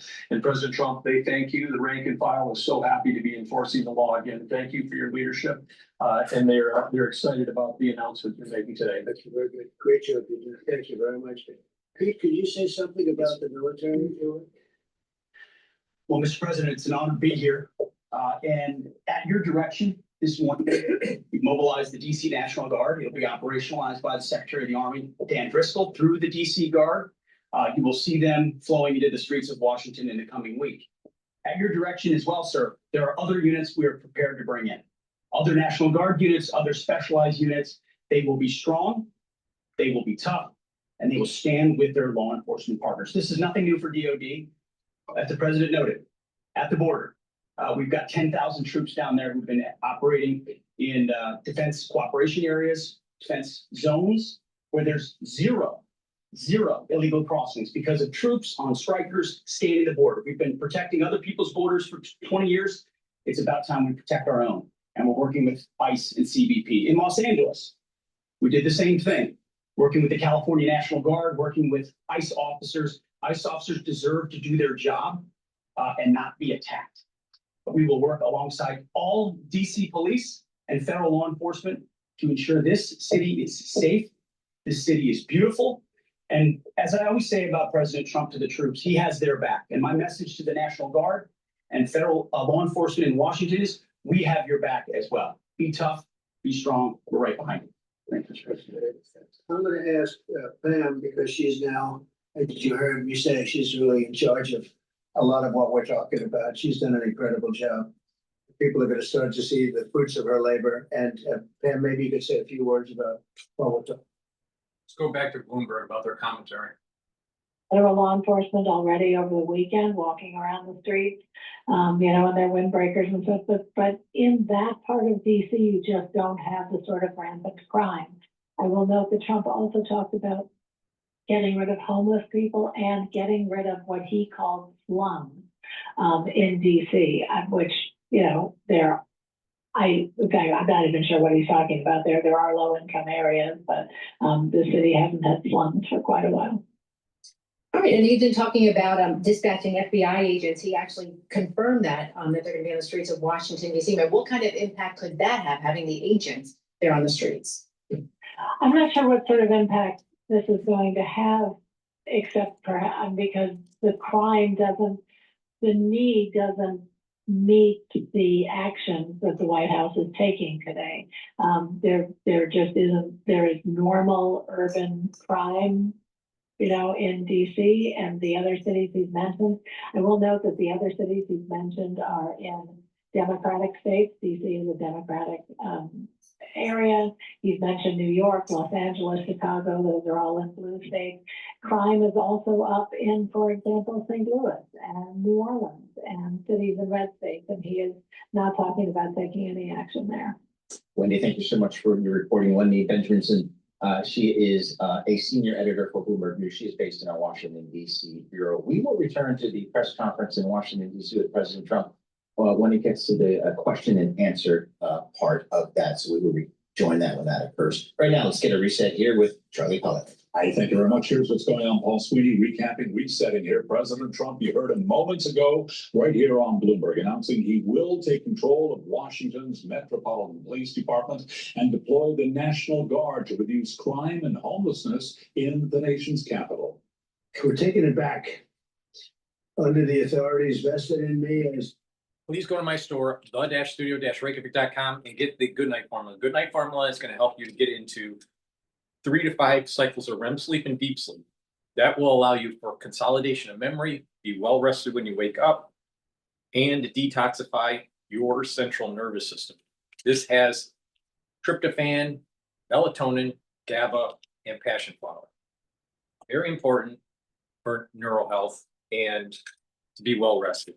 If you have chronic sleep deprivation, you have higher cortisol levels. So if you have high cortisol levels that are chronically elevated, guess what? That's immunosuppressive. So by having sleep deprivation, you're actually reducing your immune system. It's better to pay attention and make sure you get enough sleep. So take the Good Night Formula. And when you do this on a regular basis, you're also going to see that you're aging slower. And you're not turning into Swiss cheese. All right. Vitamin C and magnesium, dual purpose vitamin, dual purpose supplement. Vitamin C will help you with your skin. Vitamin C and magnesium will help with your immune system. And magnesium helps with the efficacy of vitamin D3. Magnesium also helps with brain function. Better start taking magnesium. You're going to need it because there's going to be a lot of people within the next 5 years that are going to have early onset of dementia. Magnesium and zinc, super important, brain function and for your immune system. So a great stack would be to take the magnesium and zinc, the vitamin C and magnesium, and the Good Night Formula. So you're helping with your skin, you're helping with your immune system, you're helping with your brain function. So please go to my store, the-studio-reykjavik.com, use discount 5. Also, use Get Cleanse. It's a 30 parts per million. It's a solution. Take a teaspoon a day, swish in your mouth, gargle about 20-30 seconds and swallow. That'll improve your oral cavity. That'll improve the health of your oral pharynx. It's going to improve the mucosal barrier and the health of the epithelial lining. All that is going to allow for you to be boosting up your immune system. Super important. Take it every day. If you're not feeling well, take a tablespoon or two a day. And then go back to your maintenance dose when you are feeling better. Or the people around you are feeling better. So you can use it prophylactically. Please go to my store and get the structural nano silver soaps. Very high quality. Get the lavender or the peppermint, lemongrass, and the last version that I have is charcoal tea tree. So get a few bars for your household. Very high quality structural nano silver soaps. Get a few bars for your household. Get a few items. Use discount 5 and you get $5 off anywhere. And structural nano silver toothpaste. This toothpaste is the highest quality toothpaste that you can get. You can't get anything better than this. It has no fluoride. It whitens your teeth, freshens your breath, helps with gum health and reducing inflammation. And with good oral hygiene, you're going to improve your vascular and your valvular system. A lot of people don't realize, especially when you start getting into your geriatric years, but if you have bad oral hygiene, you're potentially causing problems with your vascular health. So please go to my store, the-studio-reykjavik.com, and get the best toothpaste that you can buy. Get a few tubes of it. Use discount 5. You spend $100 or more on my store, the-studio-reykjavik.com. You get a free gift until supplies last.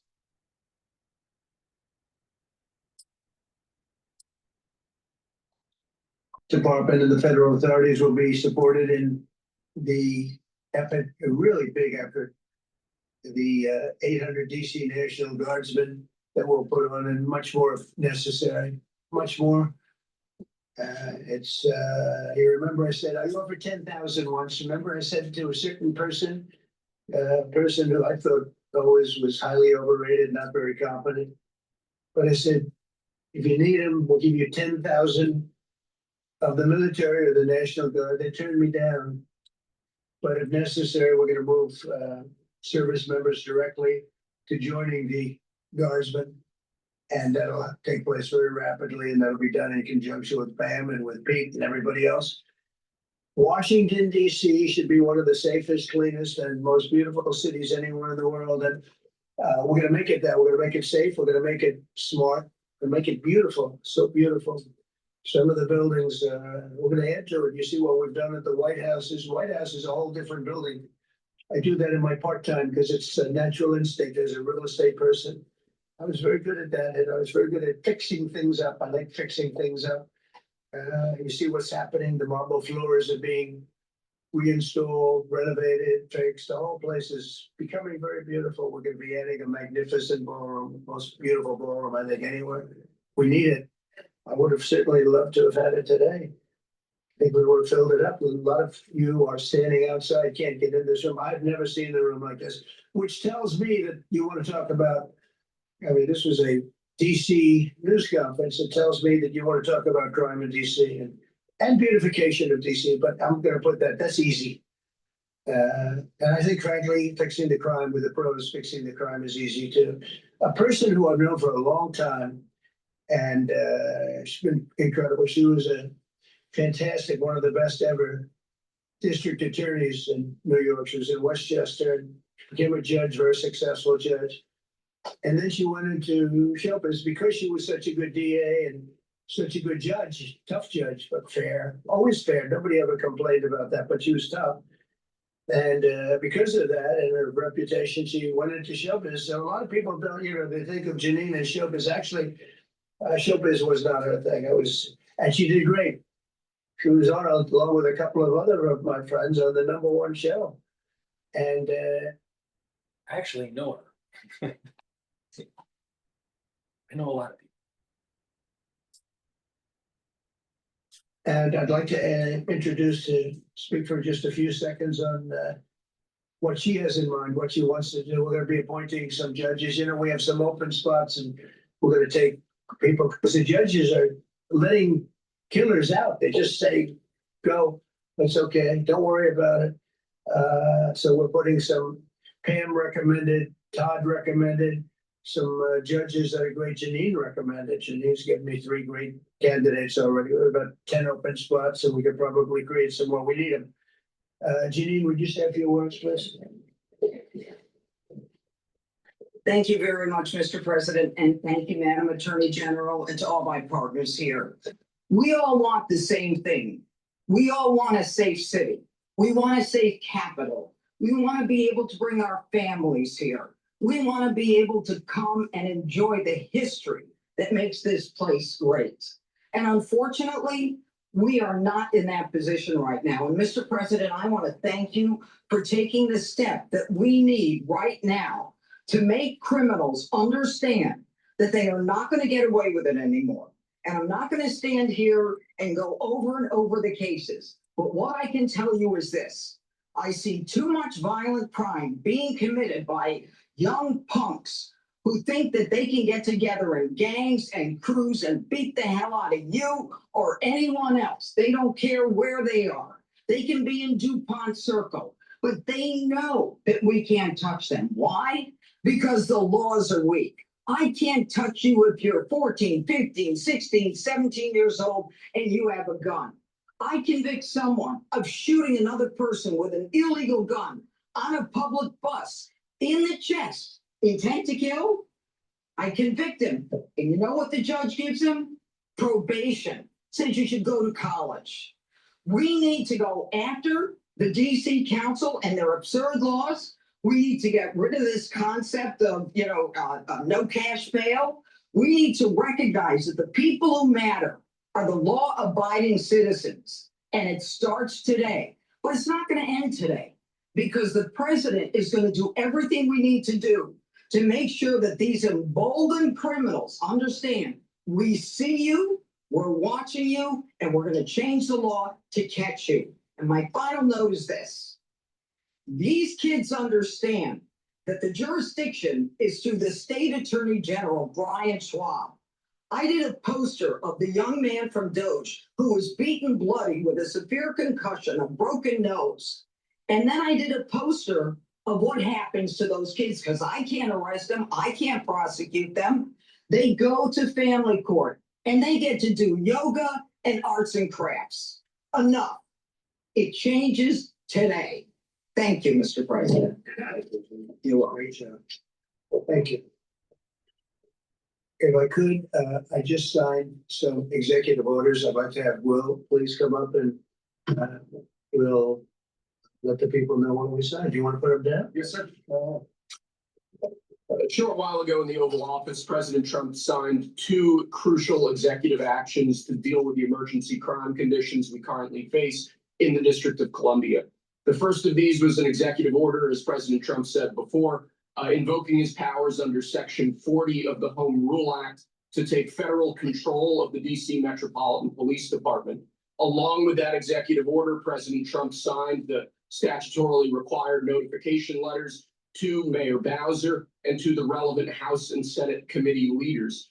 The second major executive action that President Trump signed was a presidential memorandum directing the Secretary of Defense to utilize the National Guard to address the conditions we see on our streets here in DC. It also authorized the Secretary of Defense to work with state governors to utilize their National Guard units if necessary as well. These are bold, decisive steps intended to combat the out-of-control crime conditions we've seen on DC's streets for far too long. And I, for one, am deeply proud to be part of an administration that's finally coming to terms with these issues, sir. Thank you very much, sir. Thank you. So, just to conclude, Washington, D.C. should be one of the safest, cleanest, most beautiful places anywhere in the world. It was years ago. We had one problem that was a pretty big problem. The radical left got out of control and they started trying to rip down statues. And I said, let's go pass the law real fast. We're going to do it real fast. But we were blocked by the Democrats who do not want safety. Nobody gets it. I don't get it. They don't get it because they can't get votes. I don't know how they can win an election with this, but they don't want safety. And I found an old statute, very old, early 1900s, that said if you so much as touch or even think about destroying a statue or a monument in Washington, D.C., you go to jail for 10 years with no probation, no anything. But it was slightly different than we have today. Today we have cashless bail. There you get jailed 10 years. No curtailed sentence, 10 years. And we took it out. Nobody used it. It was never used because, you know, it's harsh. And you remember they started to rip down the statue of Abraham Lincoln. I said, that's a tough one to rip down.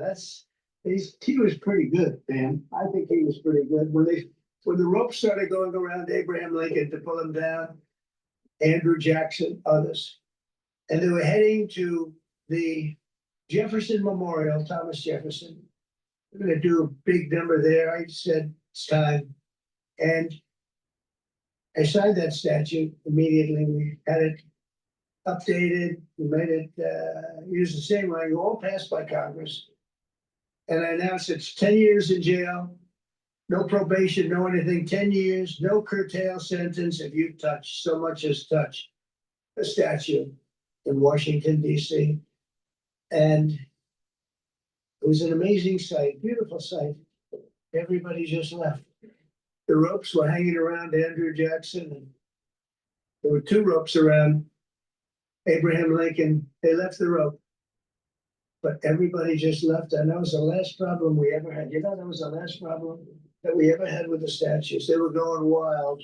And somebody came to me and said, sir, in 1910, I don't want to give you the exact, because you'll say, Donald Trump gave us this around like early on, you know, but slightly off. They make you sound a little bad. So I won't put myself in that position. I won't put you in that position. Because I think everybody agrees with what we're doing today. But when I signed that thing, it was like a miracle. Everybody left. They were gone. They were starting to march down. They started the march toward Thomas Jefferson. And I figured he was always going to be safe. But they found something with him, and they found something with Abraham Lincoln. And even in the name George Washington in California, numerous places changed the name of George Washington High School and various other places. They took George Washington's name. This was a sick, woke culture that I think we've largely ended. And a lot of those people that were woke are now turning out to be the opposite. I won't go so far as to say MAGA. It's a very special category, but they've gotten out of that. But we have people that love this country and they love this really beautiful capital. It is. I flew over it the other day and I said, what a beautiful place. But if there's crime all over the streets, when you get there, it doesn't look so beautiful. But we're going to make it beautiful again. We're going to fix it with crime. And we're going to also, as we're doing that, we're going to start doing things that we know how to do, that I know how to do better than anybody, I guess, because of my experience from previous life. But not only are we stopping the crime, we're going to clean up the trash and the graffiti and the grime and the dirt and the broken marble panels and all of the things they've done to hurt this city. And we're going to restore the city back to the gleaming capital that everybody wants it to be. It's going to be something very special. All of these people are really tough. Could I shake your hand, Getty, please? You're going to be so important here. You're going to be that guy. I hope I don't have to fire him in 2 weeks because he's too soft. I don't think he's too soft. If I do, I will, though. Is it okay if you're soft, weak, and pathetic, like so many people? I will fire you so fast. You're not going to have to worry about that. No, I think you're going to do a fantastic job. And everybody in this room, they may not express it, but they all want that to happen. You know, they want to be safe, and they have families too. So it's an honor to have such a large group. I've done this for years now, hard to believe. Please go to my store, the-studio-reykjavik.com, and help support the work that I do. I'm telling you how to improve your health and your wellness. Now, a great stat to help with your immune system and bringing down inflammation and helping your vascular system is the following stack. Turmeric. It's an antioxidant. It's going to soak up free radicals. It's going to bring down pro-inflammatory cytokines. When you bring down inflammation, you're helping multiple systems. You're helping your nervous system. You're helping your immune system. You're helping your endocrine system. You're helping with your joint health. You have overinflammation at the joints. Bringing down that inflammation with turmerics will help with that. Now, turmeric couples really well with ashwagandha root. Ashwagandha root will help to control your cortisol levels and your blood glucose levels. It's going to bring down stress. It's going to bring down inflammation. That's very beneficial for your cardiovascular health. That's very beneficial for your immune system. When you bring down that inflammation at the cerebral level, your neurons will have less inflammation, and therefore the myelin sheath will have more integrity, and therefore your neuroplasticity will be better, your electrical signaling will be better, you'll think faster, you'll have better memory, none of that motor coordination will be better. So individuals that are chronically inflamed, they have higher levels of cortisol. And chronic levels of cortisol will damage tissues, be immunosuppressive. And so it's important to bring down that chronic inflammation. You can do that with the turmeric and the ashwagandha.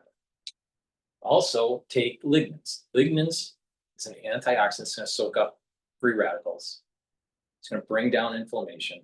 It's going to help the immune system and the endocrine system.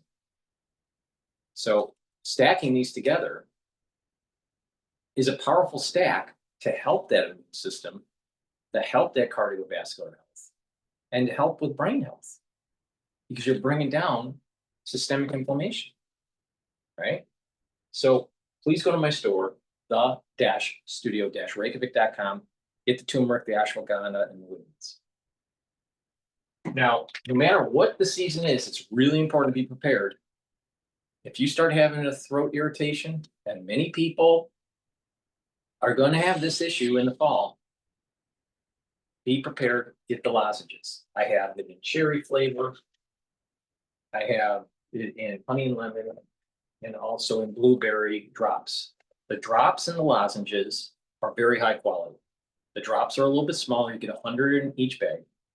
And the lozenges, you get 21 in each bag. And I have the lozenges in elderberry zinc in stock. Get a few bags for your household or for work. The moment you have that irritation, make sure you take it right away. Super important. Because if you let it fester, you're gonna start causing problems, drainage, and then it's gonna be more problematic. But if you catch it early and you get rid of that throat irritation right away, you're mitigating the problem. So please go to my store and get the very high quality drops and lozenges. And lastly, the gels. These gels are dual purpose. You can get it in a tube form or a dispenser form. Have some at work, have some at home. Never know when you need it. If you're not feeling well or someone around you is not feeling well, put it on your hands, around your mouth, around your eyes, around your nose, around your ears, lightly coat your nostrils. It stays active for 5.5 hours. You can use it as a daily skincare. You can also put it on an abrasion, a minor burn, or a cut. It'll help to heal it quicker. You can use it as an aftershave. So it's a dual purpose product. So please go to my store, the-studio-reykjavik.com, and get the gels, very high quality. Use discount 5, you get $5 off any order. If you spend $100 or more, you get a free gift until supplies last.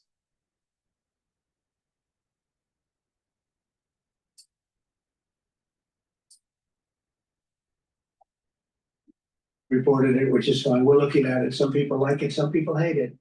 Some people hate the whole concept of marijuana because if it does bad for the children, it does bad for people that are older than children. But we're looking at reclassification and we'll make a determination over the next, I would say, over the next few weeks.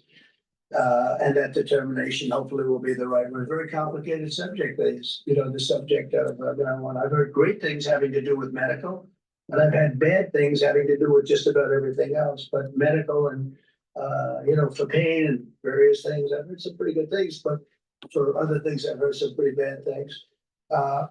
The other part of your question, I mean, we're just going to see what happens with it all. We're going to have a tremendous success in what we're doing. Other cities are hopefully watching this. They're all watching, just like everyone's watching here. They're all watching, and maybe they'll clean up, and maybe they'll do this and get rid of the cashless bail thing and all of the things that cause the problem. I mean, if you go back, this whole thing with cashless bail is a disaster. So many problems came that we never had before. So they're watching us today, and if they don't learn their lesson, if they haven't studied us properly, because we're going to be very successful, I have zero doubt about that. It's going to be. It's a question of will it be really fast, like the border. And everyone said, they used to say, Biden used to say, I need legislation. I didn't get any legislation. I called up our people and we did a great job. Tom Homan was great. As you know, our secretary did a great job. They did a great job. There's no games. They didn't play games. And we're going to have the same thing here. But then I'm going to look at New York in a little while. Let's do this. Let's do this together. Let's see. It's going to go pretty quickly. And if we need to, we're going to do the same thing in Chicago, which is a disaster. We have a mayor there who's totally incompetent. He's an incompetent man. And we have an incompetent governor there. Pritzker's an incompetent. His family threw him out of the business and he ran for governor. And now I understand he wants to be president. But I noticed he lost a little weight, so maybe he has a chance. You never know what happens. But Pritzker's a gross incompetent guy, thrown out of the family business.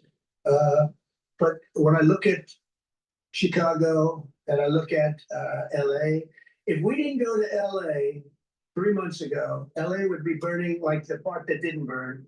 If he would have allowed the water to come down, which I told him about in my first term, I said, you're going to have problems, let it come down. We actually sent in our military to have the water come down into LA. They still didn't want it to come down after the fires. But that was it. We have it coming down. But hopefully LA is watching. That mayor also, the city's burning. They lost like 25,000 homes. I went there the day after the fire. You were there, and I saw people standing in front of a burned down home. It was, their homes were incinerated. They weren't like, even the steel was literally, it was all warped and literally disintegrated because of the winds and the flame and the whole thing, like a blowtorch. They were standing on this beautiful day, maybe a couple of days after. They gave it a little time because what they had suffered, almost 25,000 homes. And you see what's happening now. They didn't give their permits. I went to a town hall meeting. I said, we're going to get you the federal permits, which are much harder. Almost immediately, Lee Zeldin is a star. He did an incredible job. They have all their federal permits. They don't have their city permits. And the mayor said to me, we think we can have them in 2 years. I was walking down the street and I met with firemen and police. And I was saying hello to many people that were standing in front of their homes with yellow tape. You can't go in, you can't go onto the lot. And those people wanted to start rebuilding their homes then and there. And the mayor said, we should be able to get them the permits within 2 years. I said, that's a shame, 2 years. Are you kidding? I'm gonna get them the federal permit like almost immediately, 2 years. And she grew it back, well, maybe 1 year. The place was booing her out of the place. They don't have their permits to build their homes. And now they're talking about putting, this is among the most beautiful areas was in the country. Now they're talking about putting low-income housing there. Can you believe this? I love low-income housing. I made money with low-income housing. I built low-income housing. I know more about low-income housing and luxury housing. I know about everything real estate. They want to replace some of those homes with low-income housing. They haven't gotten their permits yet. We've gotten all the federal permits, which are much tougher to get. And it was done almost immediately through Lee Zeldin and Federal Environmental. And I watched the other day, those people are angry. And now, you know, they had tremendous, they love that area. They loved the whole big area, different places, but they loved it. It was all luxury stuff and beautiful stuff. And some wasn't that luxury, but the level of love for that neighborhood, their neighborhoods was incredible. And you know what? I watched people on television, they want to go, they want to leave. They've lost their spirit, they've lost their heart because the mayor's incompetent.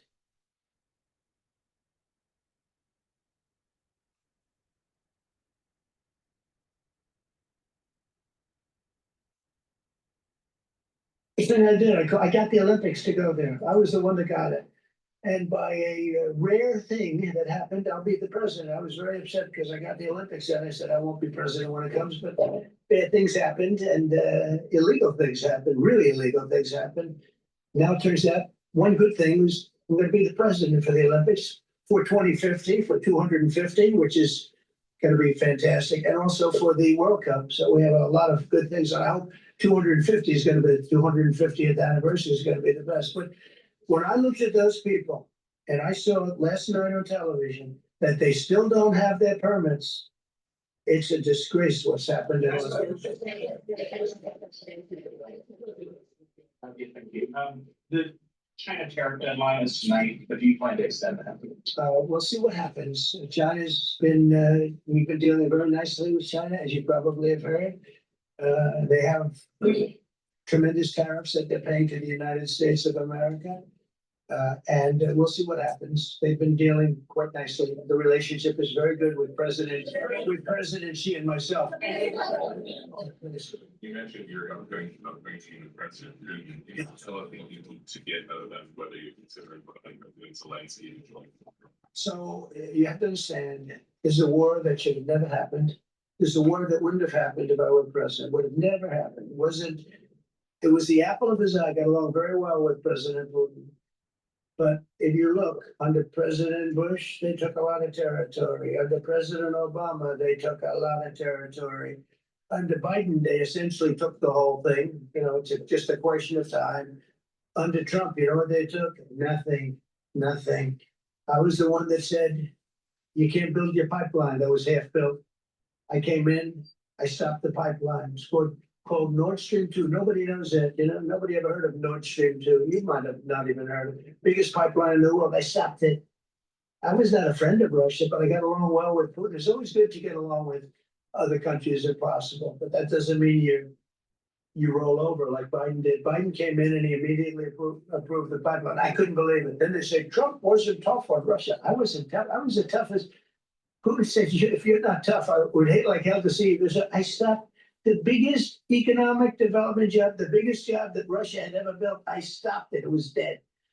And this low IQ president came in and he let them build the pipeline and supply oil and gas all over Europe, you know? So this is really a feel-out meeting a little bit.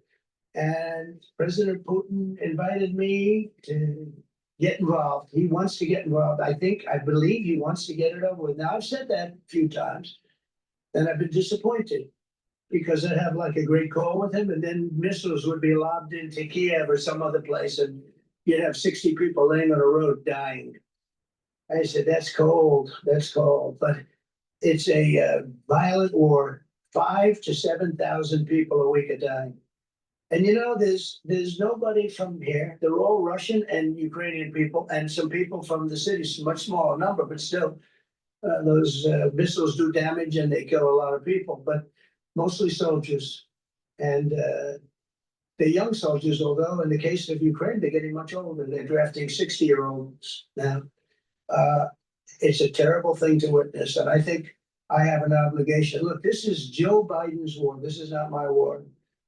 I made a deal with NATO a month ago. You covered it very accurately. Actually, we don't pay anything anymore. You know, we're not paying anything.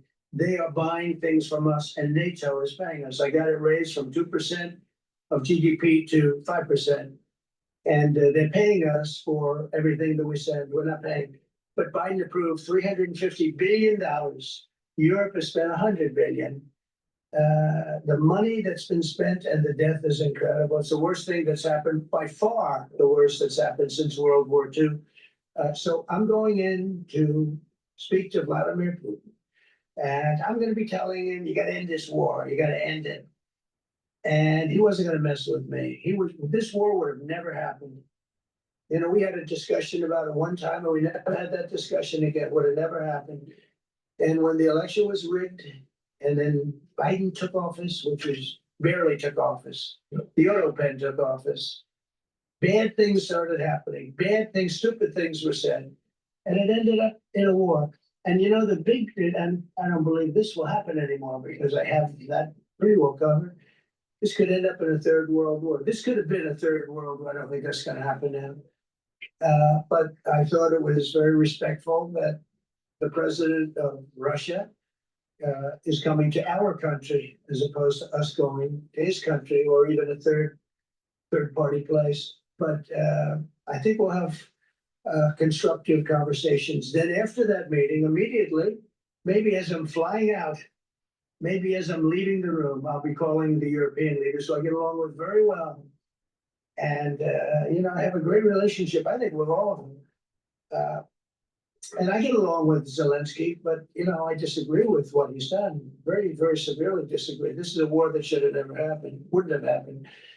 But I'll be speaking to Zelensky. The next meeting will be with Zelensky and Putin, or Zelensky and Putin and me. I'll be there if they need, but I want to have a meeting set up between the two leaders. I was a little bothered by the fact that Zelensky was saying, well, I have to get constitutional approval. I mean, he's got approval to go into war and kill everybody, but he needs approval to do a land swap because there'll be some land swapping going on. I know that through Russia and through conversations with everybody to the good, for the good of Ukraine. Good stuff, not bad stuff. Also, some bad stuff for both. So there's good and there's bad. But it's very complex because you have lines that are very uneven. And there'll be some swapping, there'll be some changes in land. And the word that they will use is, you know, they make changes. We're going to change the lines, the battle lines. Russia's occupied a big portion of Ukraine. They've occupied some very prime territory. We're going to try and get some of that territory back for Ukraine. But they've taken some very prime territory. They've taken largely ocean, you know, in real estate, we call it oceanfront property. That's always the most valuable property. If you're in a lake, a river, or an ocean, it's always the best property. Well, Ukraine, a lot of people don't know that Ukraine was largely 1,000 miles of ocean. That's gone. Other than one small area, Odessa. It's a small area. There's just a little bit of water left. So I'm gonna go and see the parameters. Now, I may leave and say, good luck. And that'll be the end. I may say this is not gonna be settled. I mean, there are those that believe that Putin wanted all of Ukraine. I happen to be one of them, by the way. I think if it weren't for me, he would not be even talking to anybody else right now. But I'm gonna meet with him. We're gonna see what the parameters are. And then I'm gonna call up President Zelensky and the European leaders right after the meeting, yeah. And I'm gonna tell them what kind of a deal. I'm not gonna make a deal. It's not up to me to make a deal.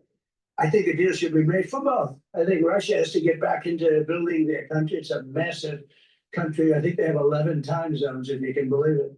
It's a massive, it's by far, from the standpoint of land, it's by far the largest. They have tremendous potential in Russia to do well. They're not doing well. Their economy is not doing well right now because it's been very well disturbed by this. It doesn't help when the president of the United States tells their largest or second largest oil buyer that we're putting a 50% tariff on you if you buy oil from Russia. That was a big blow. And then they said, gee, he wasn't so tough. Nobody else would have done that. And I haven't stopped there. I mean, look, I was all set to do things far bigger than that. But I got a call that they'd like to meet, and I'm going to see what they want to meet about. I'd like to see a ceasefire. I'd like to see the best deal that can be made for both parties. You know, it takes two to tango, right? So ultimately, I'll have a meeting next week. I had a great relationship with him, considering the fact that I was not nice to him because of the pipeline. I ended the pipeline. I also gave the javelin. Do you ever hear of a javelin? Javelin is called a tank buster. They say that Obama gave them sheets and I gave them javelins. If it weren't for me, all those tanks that were destroyed at the first days of the war because the tanks got stuck in the mud, some commander made a better. They would have been in Kiev in 4 hours going down the highway. But a Russian general made a brilliant decision to go through the farmland instead. And they just had torrential rains, and the rains were so bad, and it was mud, and those tanks got stuck in the mud. I don't know who that general is, but knowing Vladimir, he's probably not around any longer because all those tanks were stuck in the mud, and they went along with the javelins. I gave them the javelins. You know that, right? I gave them javelins. They gave them sheets. But I'm going to meet with President Putin, and we're going to see what he has in mind.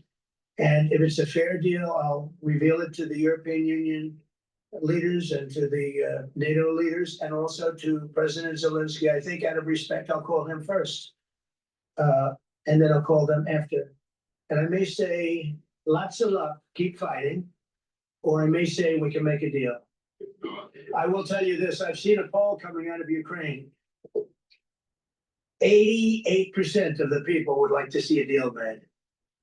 And if you go back 3 years, everybody was gung-ho for war. Everybody's gung-ho for war until you have it. It's an amazing thing. I had it with a couple of countries where I couldn't get a deal done with one particular country. And I just couldn't. The guy's great. He's a friend of mine, right? Good leader, tough as hell. I couldn't get the deal done. And then he went into war for a short period of time. You know where I'm talking about. First term. And it was nasty. Guys being killed all over the place. And he went through 1 week of war, and I was able to get the deal done. He said, this is nasty. Yes, please. Follow up on what you were saying. First of all, Vladimir Zelensky is not invited on Friday. He wasn't a part of it. I would say he could go, but he's gone to a lot of meetings. He's been there for 3.5 years. Nothing happened. Why doesn't that? I mean, you want somebody who's been doing this for 3.5 years? What's the definition of a good deal? I'll tell you after I hear what the deal is, because there could be many definitions. You're talking about a very large and complex situation. Now, I tell you, the war that I just settled with Azerbaijan and with, as you know, in Armenia was almost as complex as this one, having to do with routes. Meeting on Friday with Vladimir. Well, we're going to have a meeting with Vladimir Putin, and at the end of that meeting, probably the first 2 minutes, I'll know exactly whether or not a deal can be made. Because that's what I do. I'm making us. Please go ahead. Thank you, Mr. President. I'm gonna ask you two questions, one about China, one about Russia, if I could. On China, your administration agreed to send the most advanced or advanced NVIDIA and AMD chips. No, obsolete, no. Obsolete chip. Well, and then 15% of I mean, the 20s. No, this is an old chip that China already has. And I deal with Jensen, who is a great guy, and NVIDIA.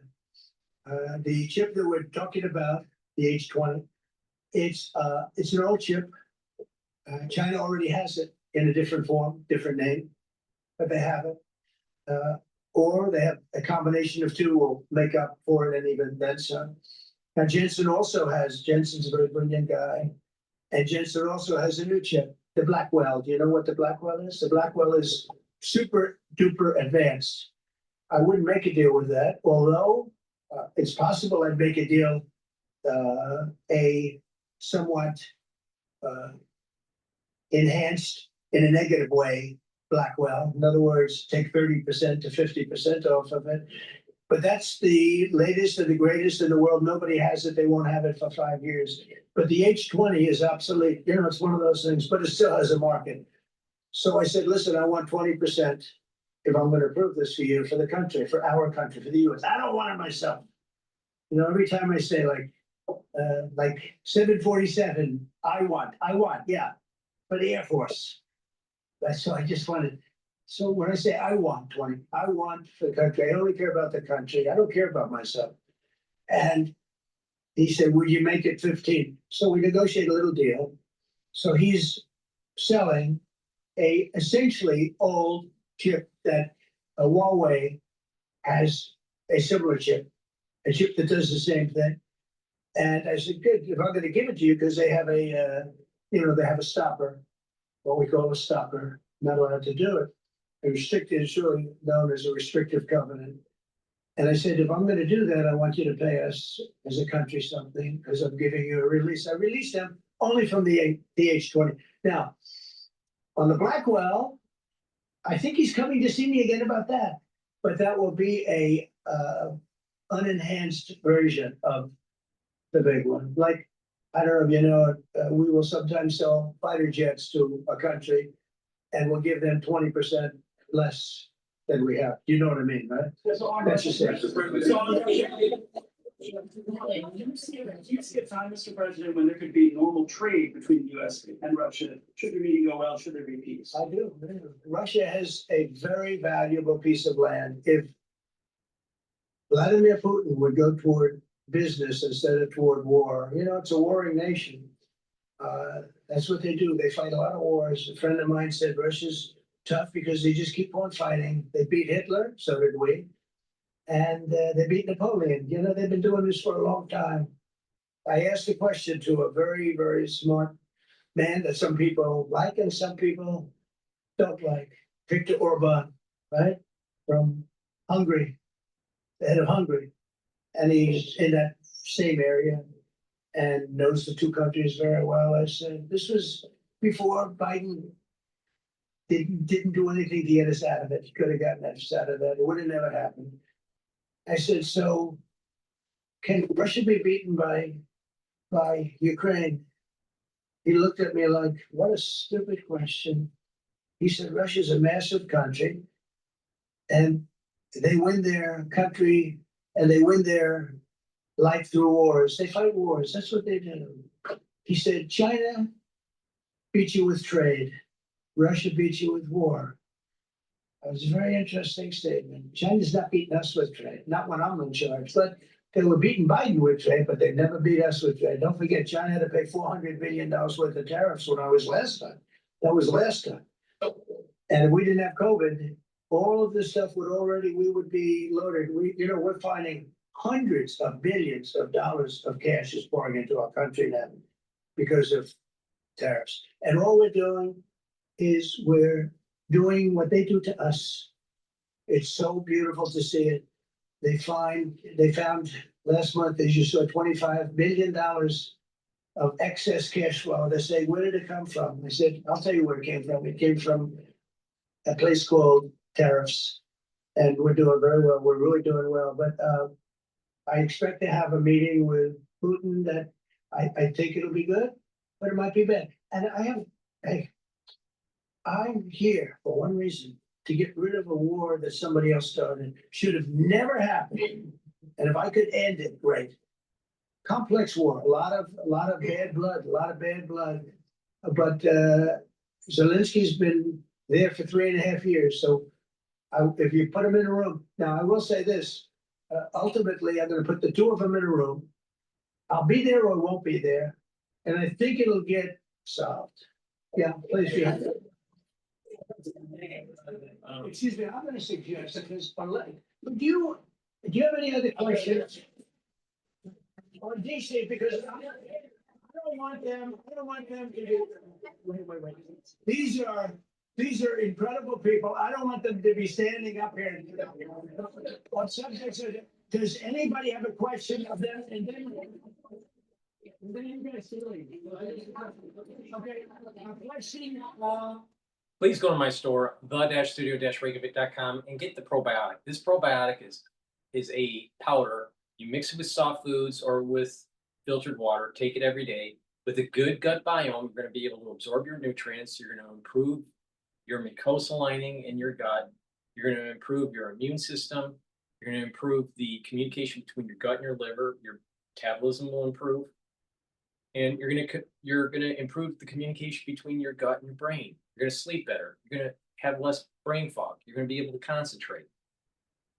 And with proper sleep, you're going to be able to detoxify your central nervous system, consolidate memory, and be well rested. So it behooves you to actually take a good probiotic. It's a foundational piece, and you build off of that stack. So go to my store and get this very high quality probiotic. Also, omega-3. Omega-3 helps bring down systemic inflammation and helps with your lipid profile. Helps to bring down LDL levels and helps to increase your HDL levels. By taking omega-3, you're reducing the chances of plaque buildup. And D3 and K2 are supplements that you should stack together. Taking calcium either through drinking milk or taking a calcium supplement and doing resistance training is going to help you to increase your bone density. In addition, D3 and K2 help to pull out some of the calcium depositing around plaque formation and vascular level and reduce the buildup of plaque around these plaque formations. So please go to my store, get the K2 and the D3. If you take magnesium, you're increasing the efficacy of vitamin D3. So a great stack is taking the K2, D3 for your bone density and your vascular system, omega-3 to help with your vascular system, and for your gut health, taking the probiotic. And probiotics also help with your skin. With the proper gut biome, you're going to improve your hair, your nails, and your skin health. So this is a great stack. Omega-3, the probiotic, D3, and K2. So please go to my store, the-studio-reykjavik.com. Use discount 5. You get $5 off any order. You spend $100 or more, you get a free gift until supplies last.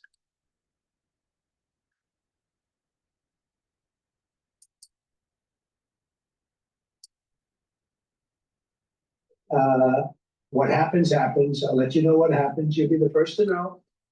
I'll be calling the European leaders. I'm going with totally, I mean, we have a lot of talks. They're great people. They're great leaders, actually. They want to get back. Honestly, as one of them said, I've OD'd on trying to settle Ukraine. They've OD'd, meaning they've overdosed on the settlement of Ukraine. Not a nice expression, but boy, is it accurate. They're tired of it. They want to get back to spending money on their countries. You know, Biden gave them $350 billion. Europe gave $100 billion. It should be much more than that. Shouldn't have been that kind of, it should have had equalization, but they didn't. But you know what? Still a lot of money. They want to get back to building their own countries. They really want to resolve. My relationship with the European leaders, as you saw, is extremely good. It's perfect, it's beautiful. Wait. And we're gonna try, I'll be in touch with them. I have 5 of them call me. You think it's easy? There are a lot of European leaders, but they rely on me, very much rely on me. If it wasn't for me, this thing would never get solved until the last person breathing is dead. I'm talking to everybody now. So I'm talking to the European leaders. I'll be talking to President Zelensky. I'm gonna get everybody's ideas. I go into that thing fully loaded right up there. And we're gonna see what happens. Now, I think 1 or 2 things is gonna happen. It'll be a good meeting and we'll go a step further. We'll get it done.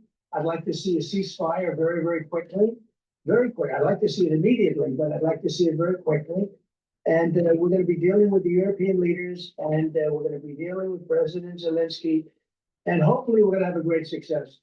As far as this, what we did today, and I think you were here for DC more so than even Russia, because Russia will be, we have a couple of days to go. But the Russians going to be very interested. But to me, what is very exciting, and we're going to take back our capital. We're going to make it beautiful again, but we're going to make it, more importantly, safe again. It's going to be so safe. It's going to be a model. And then we'll look at other cities also. But other cities are studying what we're doing. And you have some capable people in other cities. They can do it too. But we have a great group of professionals. We're gonna have a safe, beautiful capital, and it's gonna happen very quickly. Thank you all. Thank you all very much.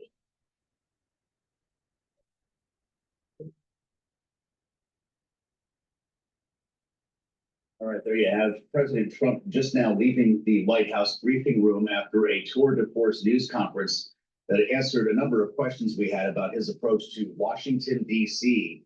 and federalizing the city, highlighting some crime statistics earlier that are at odds with some other numbers that we've seen. The president taking control of the police force and deploying National Guard troops to the streets of Washington. This is something that he signed 2 executive orders to implement before he actually spoke with reporters. And of course, we heard him talking to a range of issues, from the meeting with Vladimir Putin on Friday, the war, of course, that Russia has waged on Ukraine, but also a number of other topics, going from geopolitics through even renovations at the White House. We're going to be unpacking a lot of this coming up in Balance of Power here on Bloomberg Radio, satellite radio channel 121, and on YouTube, where you can find us right now, even before the show begins. Search Bloomberg Business News Live.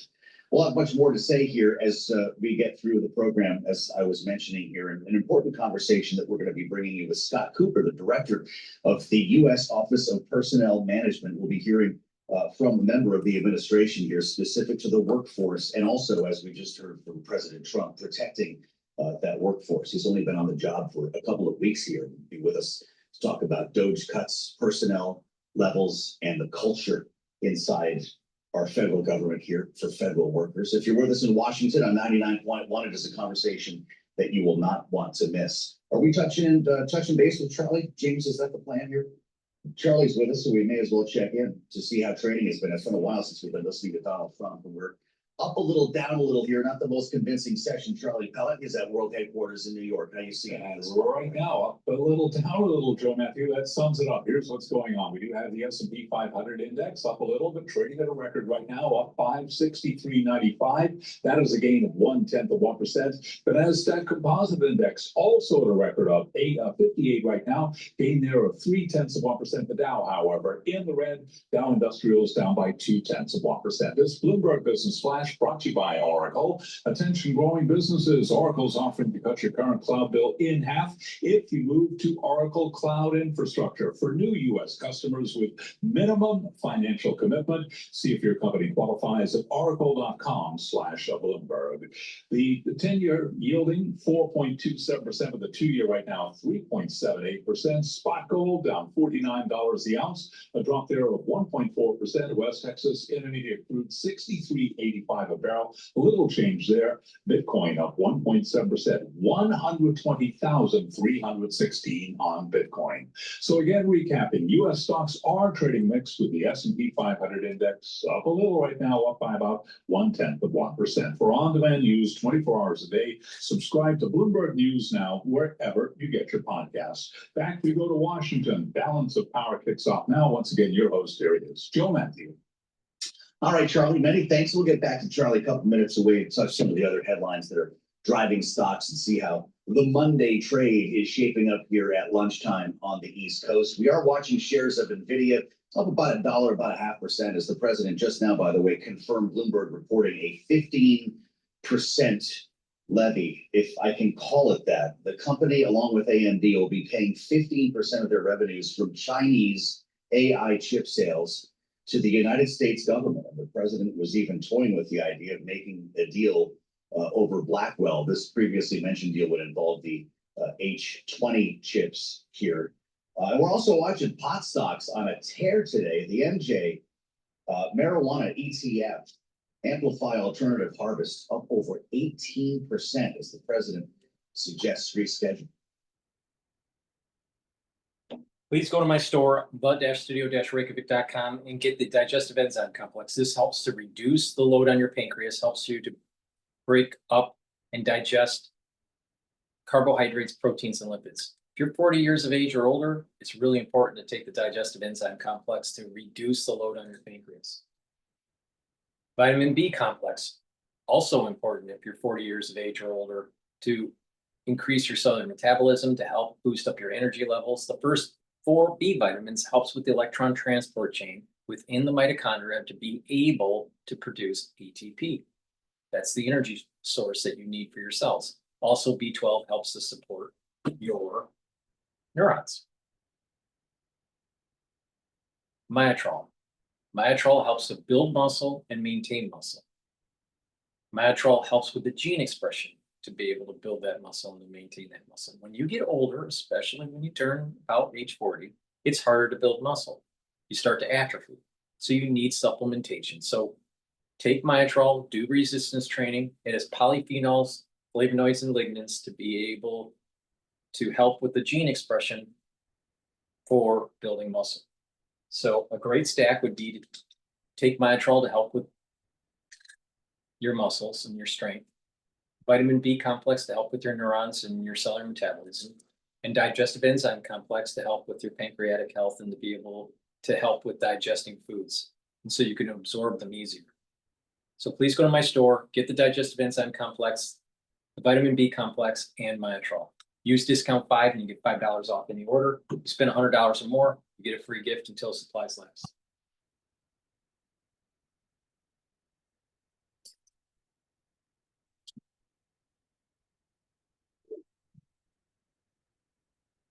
It means the world that I'm able to continue building a life for the kids that Jared and I both envisioned.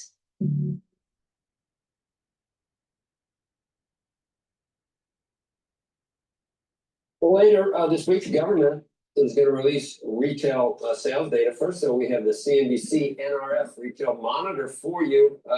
Ready to go this morning. Senior economic reporter Steve Leisman joins us now. And over to Steve. Morning, Joe. The CNBC NRF Retail Monitor jumped to its best monthly gain since we began assembling the data in 2022. That's a likely sign of some combination of a resilient consumer, big midsummer promotions from retailers, and possibly tariff-fueled inflation. The NRF Monitor, it's fueled by real credit card spending data from Affinity Solutions. It jumped 1.5% in July from a negative 0.3% in June. The measure is ex autos and gas. Total retail sales year over year up a strong 5.9% from 3.2. Core retail, which also removes restaurants, rose 1.6 on the month from that negative 0.3.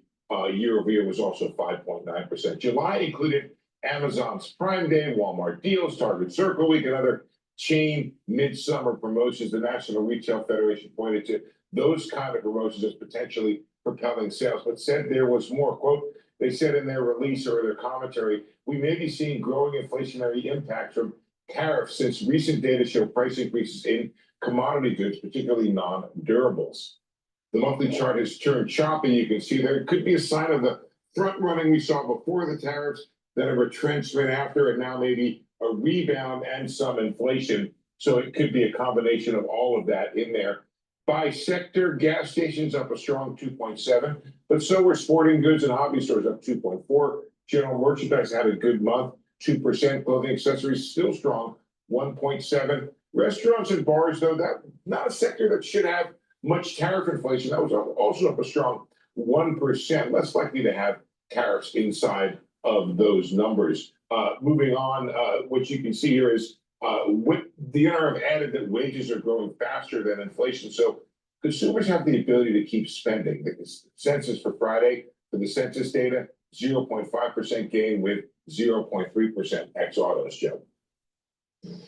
Is this any of that surprising to you, given maybe we're seeing some weakness in the labor market? We keep hearing anecdotally maybe consumers are a little bit strapped. Right. Something happened at the US steel plant in Pittsburgh, mass casualty incident. To share this social media post from Pennsylvania Governor Josh Shapiro saying, my administration is in touch with local officials in Clairton, Pennsylvania, as they respond to an explosion at U.S. Steel Clairton Coke Works plant this morning. A number of agencies are in touch with first responders and have offered all assistance. The scene is still active, and folks nearby should follow the direction of local authorities. Please join Lori and me in praying for the Clairton community. So I did want to share that with you. We are getting a little bit more information from Governor Josh Shapiro as we go back to this live look right here. So this is in Clairton, the community of Clairton right there, as there has been a mass casualty incident. That is what first responders are describing this scene. We do know that it is at the U.S. Steel Clairton Coke Works plant. An explosion happening there this morning, and this is a multi-agency response right here. As you can still see, very active situation as we are following breaking news in this area. But this is a live look from that specific area, as we now know that this is in the Clairton community right there. And we continue to follow that as we update all of our information. We're getting new details right here, new information from Governor Josh Shapiro, as he says that his administration is in touch with local officials. So I did want to share that with you once again, the statement from Governor Josh Shapiro saying that his administration is in touch with local officials there in Clairton, Pennsylvania, as they respond to an explosion at the U.S. Steel Clairton Coke Works plant. That happened this morning. They are in touch with first responders and have offered assistance. We were sharing with you that live look. The camera has now changed locations. So we did want to share this information. A very active situation as we were sharing with you in those live looks right here. My gut feeling is it's just an industrial accident. Please go to my store, the-studio-reykjavik.com, and get the collagen. This collagen is dual purpose. It's going to help with your skin, your nails, your hair. It'll help with your musculature, your bones, your joints, your cartilage. Super important to take every day. It's a powder. You mix it with soft foods, filtered water, milk, or even a smoothie, but take it every day. Very important. NAD Plus helps to boost up your NAD Plus levels, increase your energy. NAD Plus also helps to repair DNA damage. It helps the repair mechanism. So when we get older, we start to accumulate DNA damage in our cells and in our mitochondria. NAD Plus will help our repair mechanism to repair that damage. Super important. And NAD Plus helps to protect neurons. Resveratrol is an antioxidant. It's going to soak up free radicals. It's going to help the health of the mitochondria. It's going to help with youthful gene expression. It's going to help to get rid of cells that are in senescence. Cells that stop dividing and just sit there, collect garbage, and you need to get rid of them. So resveratrol helps with that. I've been taking resveratrol for decades. It stacks really well with NAD+, ubiquinol, C60, clarity factor. So a great stack is NAD+ with resveratrol. You're helping with your mitochondrial health and youthful gene expression. You're helping to repair your DNA damage with the NAD+ and protect your neurons. And the collagen is helping with your bones, your skin, your joint health, and your musculature. It's a great stack. So please go to my store, the-studio-reykjavik.com. Use discount 5, you get $5 off any order. Click the link in this description to get to the website, the-studio-reykjavik.com.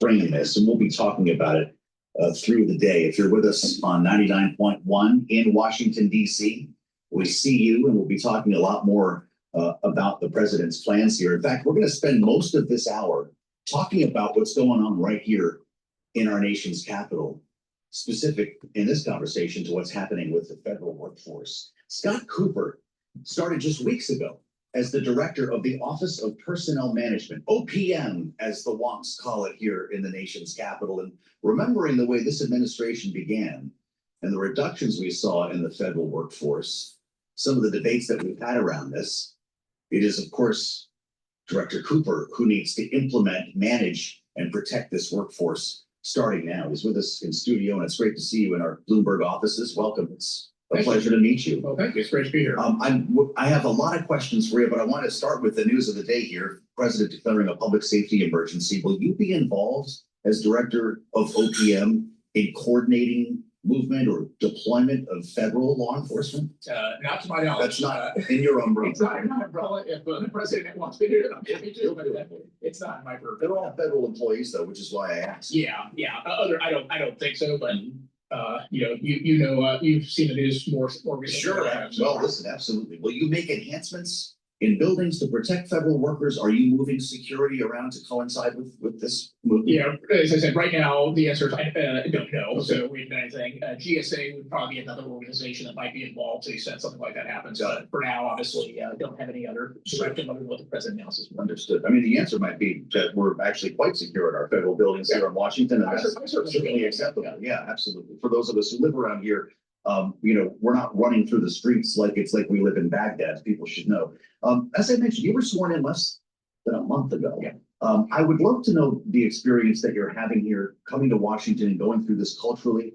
Well, let's talk about actual policy at first and what you've inherited here, because OPM is losing, I think, about a third of its workforce. Right. As you get in the building here, do you have what you need? Are there enhancements that you need to make to enact your vision? Yeah, certainly as I've been here for a couple of weeks now, people come to me and said, hey, we may have cut too far in this area or that area. So the short answer is I don't know, but we're going through a process to go figure that out. So what I've asked everybody to do is come back to me and tell me, okay, what do you think is missing? But importantly, what are you doing in terms of prioritization? So one of the things I've observed here in DC is we're very good about adding things to the plate, and we're not very good about taking things off the plate. Interesting. And so what I've kind of told my team is, look, I'm open to the idea that maybe there are areas where we've cut too far, but I also want to make sure I understand how we're prioritizing. And the answer may be that there are things that we're just doing because we've been doing them for a long time, and we don't need to do it. So we want to understand that. So you're taking inventory, you're taking stock right now. Yeah. When do you expect these reports to all come back? So we've got a near-term deadline, which is kind of in September. We have to put forward our first version of the 27 budget, believe it or not, for government. So we have a deadline that we need to turn that into, I believe, OMB. So literally in a matter of a couple of weeks here, I think we're going to have an assessment of how well are we staffed, what we focused on, and are there areas where we need to add back headcount, or are there areas that we can prioritize? You expect to lose another 2,000 or so positions this year? Is that accurate? No, so we started roughly about 3,100. We expect through mostly the DRP, the Deferred Resignation Program, to be probably closer to 2,000, 2,100 by the end of the year. So that's specifically through. That's specifically the deferred. Yeah. And is that program still active? We still have people who are on the books right now who are coming off. But you can't raise your hand now and say that I'd like in general, no, but I think that's something that is under discussion is, ought we to have a program like that? Just keep it in place all the time? a permanent deferred resignation. Potentially, yeah. So we've done 2 rounds of it so far, but there is an ongoing discussion as to would it make sense to have something. I don't know if it'll be exactly the same things that we've done with DRP, but maybe some program like that. So a lot of private companies do this too. Exactly, of course, so right. You're no stranger to that. So you got here after Elon Musk left town. Did the Doge make your work easier or more difficult? Yeah, look, I think what Doge did was they really provided a catalyst for the change that we're trying to now institutionalize. So look, you know this well. We're talking about a $7 trillion behemoth here. We're talking about 2.5 million people in the workforce, and it's very hard to kind of change culture and change the momentum there. So in my mind, a lot of what Doge did was really kind of catalyze some of the activity. And now our job at OPM and across the other agencies is to figure out how do you institutionalize this so that operational efficiency is not just a one-time thing, but it's actually part and parcel of what everybody does day to day. A lot of people know you as the guy who ended the 5 things memos. Is that controversial? Is that, I mean, well, you will be, I'm sure, known for a bit more than that. Why did you make that decision, and why would that be considered a controversial? Some folks are continuing to use this, right? It's a mandate. I don't think it should be controversial. Yeah, it's the mandate that we dropped. Look, what I said I would do is when I come in, just like anything else, we should look at why we're doing things. And sometimes things have a good reason for when you do them. And other times, maybe they run their course. And in my mind, when I looked at kind of the opportunity here, I just said, look, if it's a useful tool to you as a manager, great, knock yourself out, keep using it. Okay. But we don't need to consume resources kind of across the government. Was this consuming people? They're tearing their hair out each week to come up with 5 things. It was, the honest answer, I think it was well used in some areas, not well used in others, but it was just a matter of saying, hey, look, we're going to look at things from a fresh perspective. And if we find that perhaps there's other tools that are available to do the same job, then we don't need duplicate resources. Well, as you consider taking stock here and maybe even looking to hire, you scored a legal victory in being able to test applicants, measure applicants' skills. What are these tests, and are they already in place? Some of them exist, but there's a lot more to be done. So the history, just for your listeners to know, is we've been under a court order for about 43 years now, which effectively prohibited the use of essentially merit-based tests to determine are people qualified for the jobs for which they're trying to be hired. In the absence of those tests, what was happening was people would basically self-evaluate themselves on their hiring criteria, which I see you chuckling because it's a real issue, right? Like people say lots of things. And in general, my view is we should trust but verify. And so now that court order has been rescinded, we now have the ability to go forward with a much more robust plan where we can use actual merit-based assessments so that if you tell me, you're applying for a software developer job, great, like let me, actually try to assess those skills by giving you a coding test or something like that, which obviously the private sector has been done for a long time. That's fascinating. So yeah, what was it now? So you have a self-eval and an interview? Is that basically you have a federal resume that sometimes goes 5-10 pages long. Okay. You have a self-eval, and then yes, sometimes you have an interview. Right now, what we want to do is to say, okay, the first step really should be, number one, is we've taken the federal resume down to 2 pages. My personal view is 2 is still long, but it's better than 5. Yeah. And then yes, like if you have a job for which we have a test that we can evaluate, whether it's your judgment or technical skills, we should have you do that first so that we understand, are you even in the running for the potential job we're hiring for? Wait, yeah, you wouldn't think that that's revolutionary. Yeah, I know. None of this is rocket science. I agree. We're not inventing new things here, but we were, because of the court order, a lot of the agencies were very worried that if they use these tests, would they find themselves in constant litigation? And so now that court order is gone, and clears the path for us to do this. I have just about a minute left. I'm just fascinated by what this must be like for you. And I'm wondering what culturally it has been like. I know where your headquarters is over on East Street. I know what that building looks like, at least from the outside. You should come inside. What's it like going from the world of venture capital, a firm like Andreessen, to sitting on East Street trying to figure these problems out? Yeah, it's been a fascinating experience and all very positive, actually. It's exactly what I was hoping it would be, which is that right? Well, look, I view this as like the managerial challenge of managerial challenges, which is in my old job, at the end of the day, you have a CEO, the CEO tells you what to do. And at some point, people actually do what the CEO says, or they quite frankly find themselves another job. Fine. And this is a much more of what I would call a power persuasion job. Can you get people aligned around a mission and convince them why the things we want to do from an efficiency perspective are not only good for their career, but also good for the government? Yeah, well, that's called public service, I think. Exactly. Right? Really great to meet you. Thank you for coming. Let's keep the conversation going. Scott Cooper, OP. Please go to my store, the-studio-reykjavik.com, and get the C60. C60 is a very potent antioxidant. You can get it in extra virgin olive oil, MCT coconut oil, or avocado oil. C60 has to be in a oil because it's lipid soluble. Allows you to absorb it properly. Take it on an empty stomach. Take a teaspoon a day, every day. If you take it on an empty stomach, you get the best absorption. But it's very important to take it every day. And what you'll notice is that you're slowing down the aging process. You're soaking up those free radicals. Your energy levels are going to go up. Your immune system will perform better. Your endocrine system will perform better. Your neurons will perform better. By soaking up the free radicals at the vascular level, you're reducing the chances of oxidized LDL. And by doing that, you're reducing the chances of plaque buildup. So C60 is a very important pillar to an anti-aging protocol. It's something that I've been taking since 2016. Been taking it every day. So what I want you to do is take the C60, take a teaspoon a day. It'll also help with your neurons. It's going to soak up those free radicals, reduce the stress in the cell and the neuron. By reducing stress in the neuron, you're maintaining the myelin sheath. When you maintain the myelin sheath of a neuron, you're maintaining that electrical signal. And you're helping the mitochondrial health in your cells and your neurons. When you're soaking up those free radicals and boosting up the health of the mitochondria, your energy levels will go up. So you have more ATP. And in neurons, you need lots of ATP to create those neurotransmitters. So please go to my store, the-studio-reykjavik.com, get the C60, super important to take. You can get it in a 2 ounce, a 4 ounce, or an 8 ounce configuration. But it's very important to take it every day, a teaspoon a day.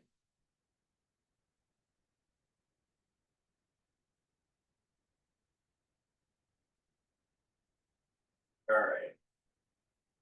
Let's listen to the Hill about Mamdani.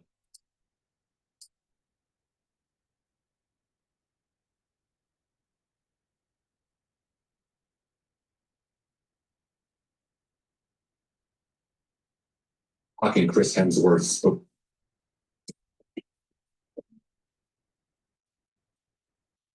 Former New York Governor Andrew Cuomo is attempting to boost his chances in the New York City mayoral race. His latest strategy is attacking Zohran Mamdani's rent-stabilized apartment. Now, in a lengthy post on X, which garnered tens of millions of views, Cuomo writes, "Somewhere last night in New York City, a single mother and her children slept at a homeless shelter because you, Assemblyman Zohran Mamdani, are occupying her rent-controlled apartment."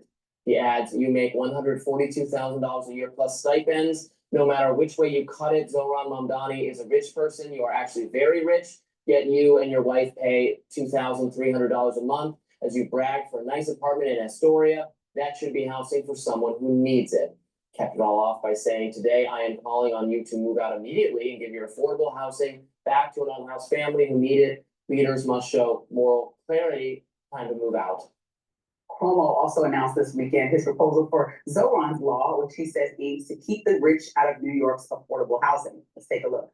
Rent stabilized units when they're vacant should only be rented to people who need affordable housing, not people like Zohran Mamdani. You don't need to be renting rent stabilized units to wealthy people. Otherwise, what you're doing is you're abusing the system. I'm going to propose not rent that apartment by law, except to a person who actually needs affordable housing. And I'm going to call it Zohran's law because it's an abuse of the system. Now, Mamdani has not responded to Cuomo's message for propose a law, but the attacks come days after recent polling shows Mamdani is leading Cuomo by 13 points, according to a recent Decision Desk H2 poll. As a reminder, Cuomo currently lives in an $8,200 a month Manhattan apartment, according to the Times. Additionally, Forbes estimates Cuomo is worth about $10 million, which they say is a roughly five-fold gain in less than a decade. And if you want to do the math, CNBC estimates the income needed to be considered middle class in New York City ranges from $51,000 to $153,000. So Zohran Mamdani wasn't even in middle class consideration because he made $47,000 when he got that apartment, and you know there was a difference. Guy makes $140,000. Yeah, but he made $47,000 when he got it, and he stayed there. How many times when you move somewhere and you're comfortable would you get out of that apartment? I don't think he's like, how can I take advantage of the people? I think he found a cheap apartment. got a new job more recently and made a new salary. And so now he also said directly that he plans to move. But this is all a lot going on in the middle of a campaign. I mean, I guess the point would be he comes from significant wealth and privilege, though. So while he maybe didn't on paper have a good income, I mean, this just speaks to the difficulty of correctly making these laws in such a way where you're only giving some benefit to people who are truly needy and not to others. Yes, again, because of his income status, he might perfectly well qualify for it at the time. But I know from, I remember my college days where bunch of students at the University of Michigan, and they had, in Michigan, we called them, I think, bridge cards, basically food stamps, because you have no income, so you can qualify for it, but they were just used to buy beer. It's an age-old problem. They can't buy. It's not enforceable. You can't buy beer on, that's not how that works. This was the state, the local, Oh, got it. not the federal. Got it, It's okay. not a problem. But that doesn't work either, because money is fungible, so you can just spend, like, whatever money you were going to spend on groceries, now you're spending with this, and you spend the money you spend on groceries on beer, so it doesn't. But this is all, doesn't work. for Cuomo, this is very much a distraction, right? We know last week that people were tying him to President Trump. We know that he is probably surprised and bewildered that somebody like Mamdani, who was basically nameless a year ago, has outpaced him in the polls. We know that that doesn't make him comfortable in this race. And people are saying that he had a direct conversation with President Trump. He's denying it, but even his behavior is very Trump-esque. Let me find something, I gotta do a jab. Instead of like actively talking about policies that he would put in place, he's like, how can I jab Mamdani? And it's also really interesting to hear him talk about affordable housing when he's providing no solutions to provide affordable housing to what Mamdani is doing. He's not providing any relief for New Yorkers who resonate, especially in New York City, with the problem of overly expensive housing. I mean, he works specifically and has donors that are big real estate developers. And so a lot of the policies he's put in place over the years are keeping the rents low, right? For owners of these buildings and owners of big, massive properties in New York City. Well, I don't support government intervention to dictate to people what they can charge for the properties they own. I think that's the difference between rent control and rent stabilization. I could be wrong. Rent control is right. It is the government saying, here's what you have to charge. And rent stabilization is probably, I'm guessing, the government subsidizing the difference between what it costs and what they're going to raise it by, so that you don't feel the effects of the raise, but that the property owner can still raise the rent. Regardless, the solution is very obvious, very easy solution. You got to build more housing, allow more housing to be built, because when there's more availability, prices. They go up because New York is kind of packed. If you've seen it recently, like where are they building it? Redevelop some office buildings that people aren't using anymore because more people work from home. I'm sure it can be done. Regulation gets in the way, and that's how you fix it. So all the time, it's like almost talking about Mamdani's morals, everything that he said in the read-in into this segment. You are going to allow this to fly, knowing that Cuomo morally was acting pretty bankrupt when it came down to people in those nursing homes just a few years ago, knowing that he has a lot of accusations against him that morally would be seen incorrect.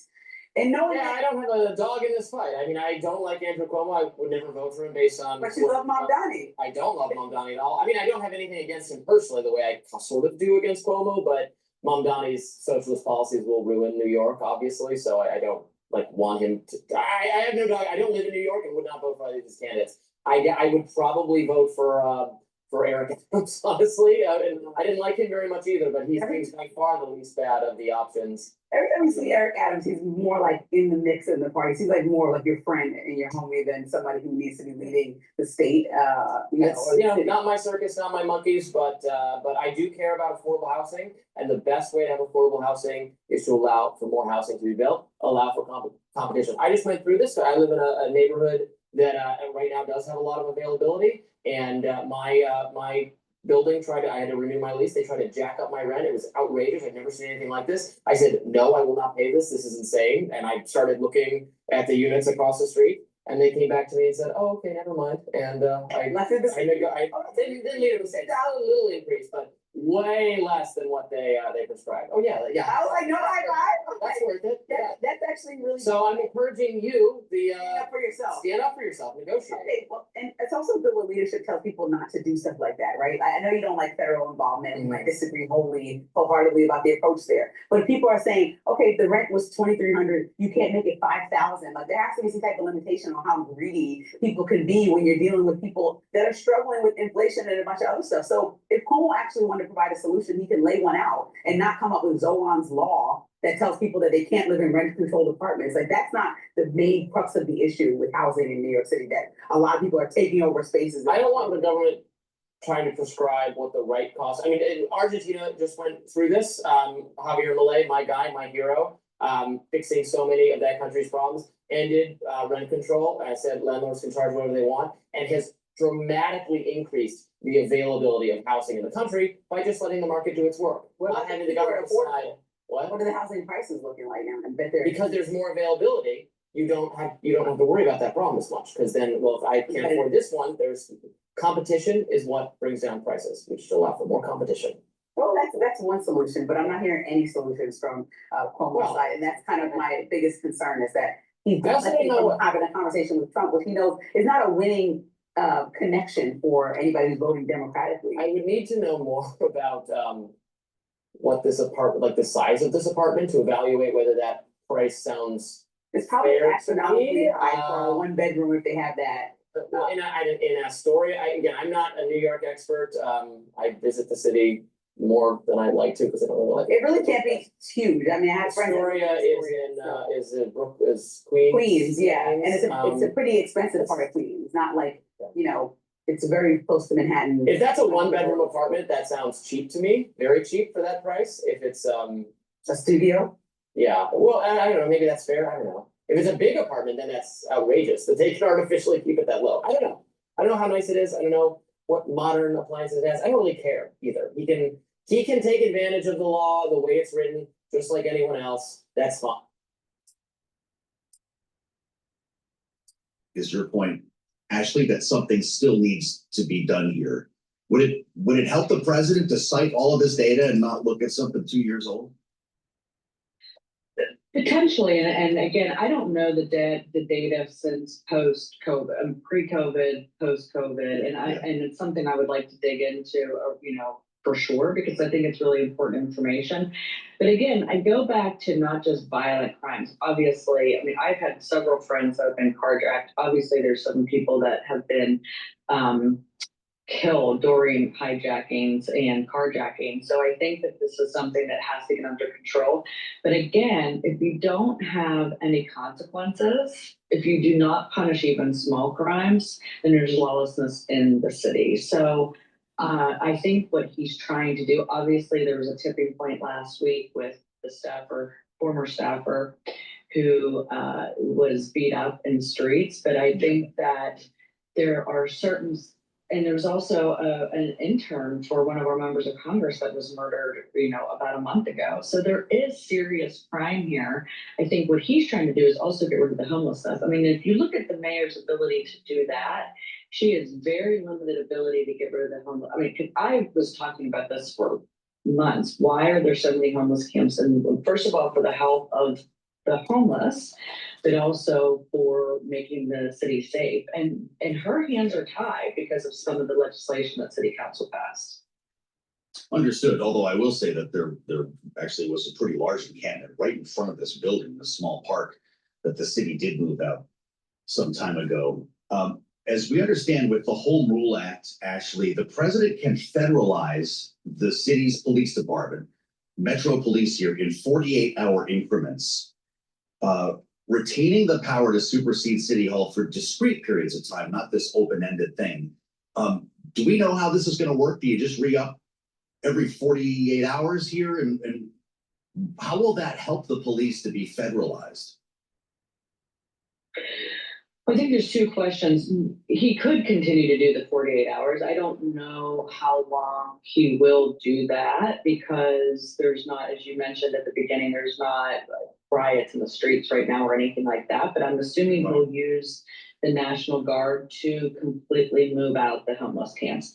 I have no idea 100%, but that's what I'm assuming he's going to use. He's not going to continue doing this for 48 hours, I wouldn't think, for the next 6 months. And the police, if he is able to, because of the home rule, change the ability to prosecute some of what city council again has put in place, if he is able to overturn their ability to prosecute for some of these various smaller crimes, then I think I would think the police would welcome that. Obviously, I think everyone's talking about right now, the federal government, the city does not want to be big-footed by the federal government, but there are things that just need to be changed and go back to how they were even 5 years ago. Do we need to relook at the Home Rule Act? Because with some of the things the president has suggested, this Congress could repeal Home Rule. The president can do whatever he wants with this city, right? Yeah, I mean, that's why Washington is what Washington is. So yes, Yeah. but listen, under this administration, as well as the current makeup of the House and Senate, I think that you've already seen it happen several times this year, where Congress has stripped funding for things that the government, the city council won't do in Washington DC. Exactly. I think that you'll continue to see that happening. Yeah, well. Their budget, I don't think necessarily has to pass until September, from what I understand. So there is a little bit of room here, but yeah, I mean, you even look what happened with bringing the commanders back. I mean, there was so much. Again, I feel like I'm an advertisement for the mayor, but I think she really tries to bring in what she's trying to change in this city, and she needs the ability to do it. So obviously, she probably really curious to see how she handles this. Yeah, it's an interesting relationship between these two, and this is going to be a big test for Muriel Bowser. Ashley, it's great to have you. I thought we'd be talking about Russia and all kinds of things today. You just never know what you're going to get in this Washington, but with the help of Ashley Davis, we make our way through it. S3 Group Republican strategist. Thank you, Ashley, for the insights. We're going to assemble our panel next to take the temperature of Rick Davis. All right, Rick Davis, the dipshit. Please go to my store, the-studio-reykjavik.com, and get the Boomer Boost. Boomer Boost has 68 nutrients. It's going to target multiple organ systems. It's going to help to boost up your energy levels and your metabolism, help with your cardiovascular system, help with your brain function, help with musculature. It is a very comprehensive compound profile that you can read on my website, the-studio-reykjavik.com. This supplement is supercharged. All right. It's really important. It's the fourth pillar of my core protocol. The first pillar is cleanse max 35 or max 14 to boost up your immune system. C60 is the second pillar to soak up free radicals. The third pillar is the turmeric, the ashwagandha, and the lignans to help with the vascular health and boost up your immune system. And again, Boomer Boost helps to rev up energy levels and your metabolism. This will help you to lose weight if you want to lose weight. To lose weight with Boomer Boost, use this either for your breakfast or for your lunch and mix it with a soft food. All right. And so you don't have to worry about not having enough energy. You're going to have energy and vitality throughout the whole day. No spiking of energy. In addition, with this, it's going to help with inflammation. It's going to help to reduce that inflammation. And Boomer Boost is going to allow you to help to concentrate. It's going to get rid of that brain fog. You're going to sleep better with Boomer Boost. And when you work out cardiovascular, resistance training, stretching, and balancing exercises, you'll recover quicker. And you will build muscle. Boomer Boost also helps with controlling your A1C levels. Now, you can take Boomer Boost by itself, or you can also take it with the barley.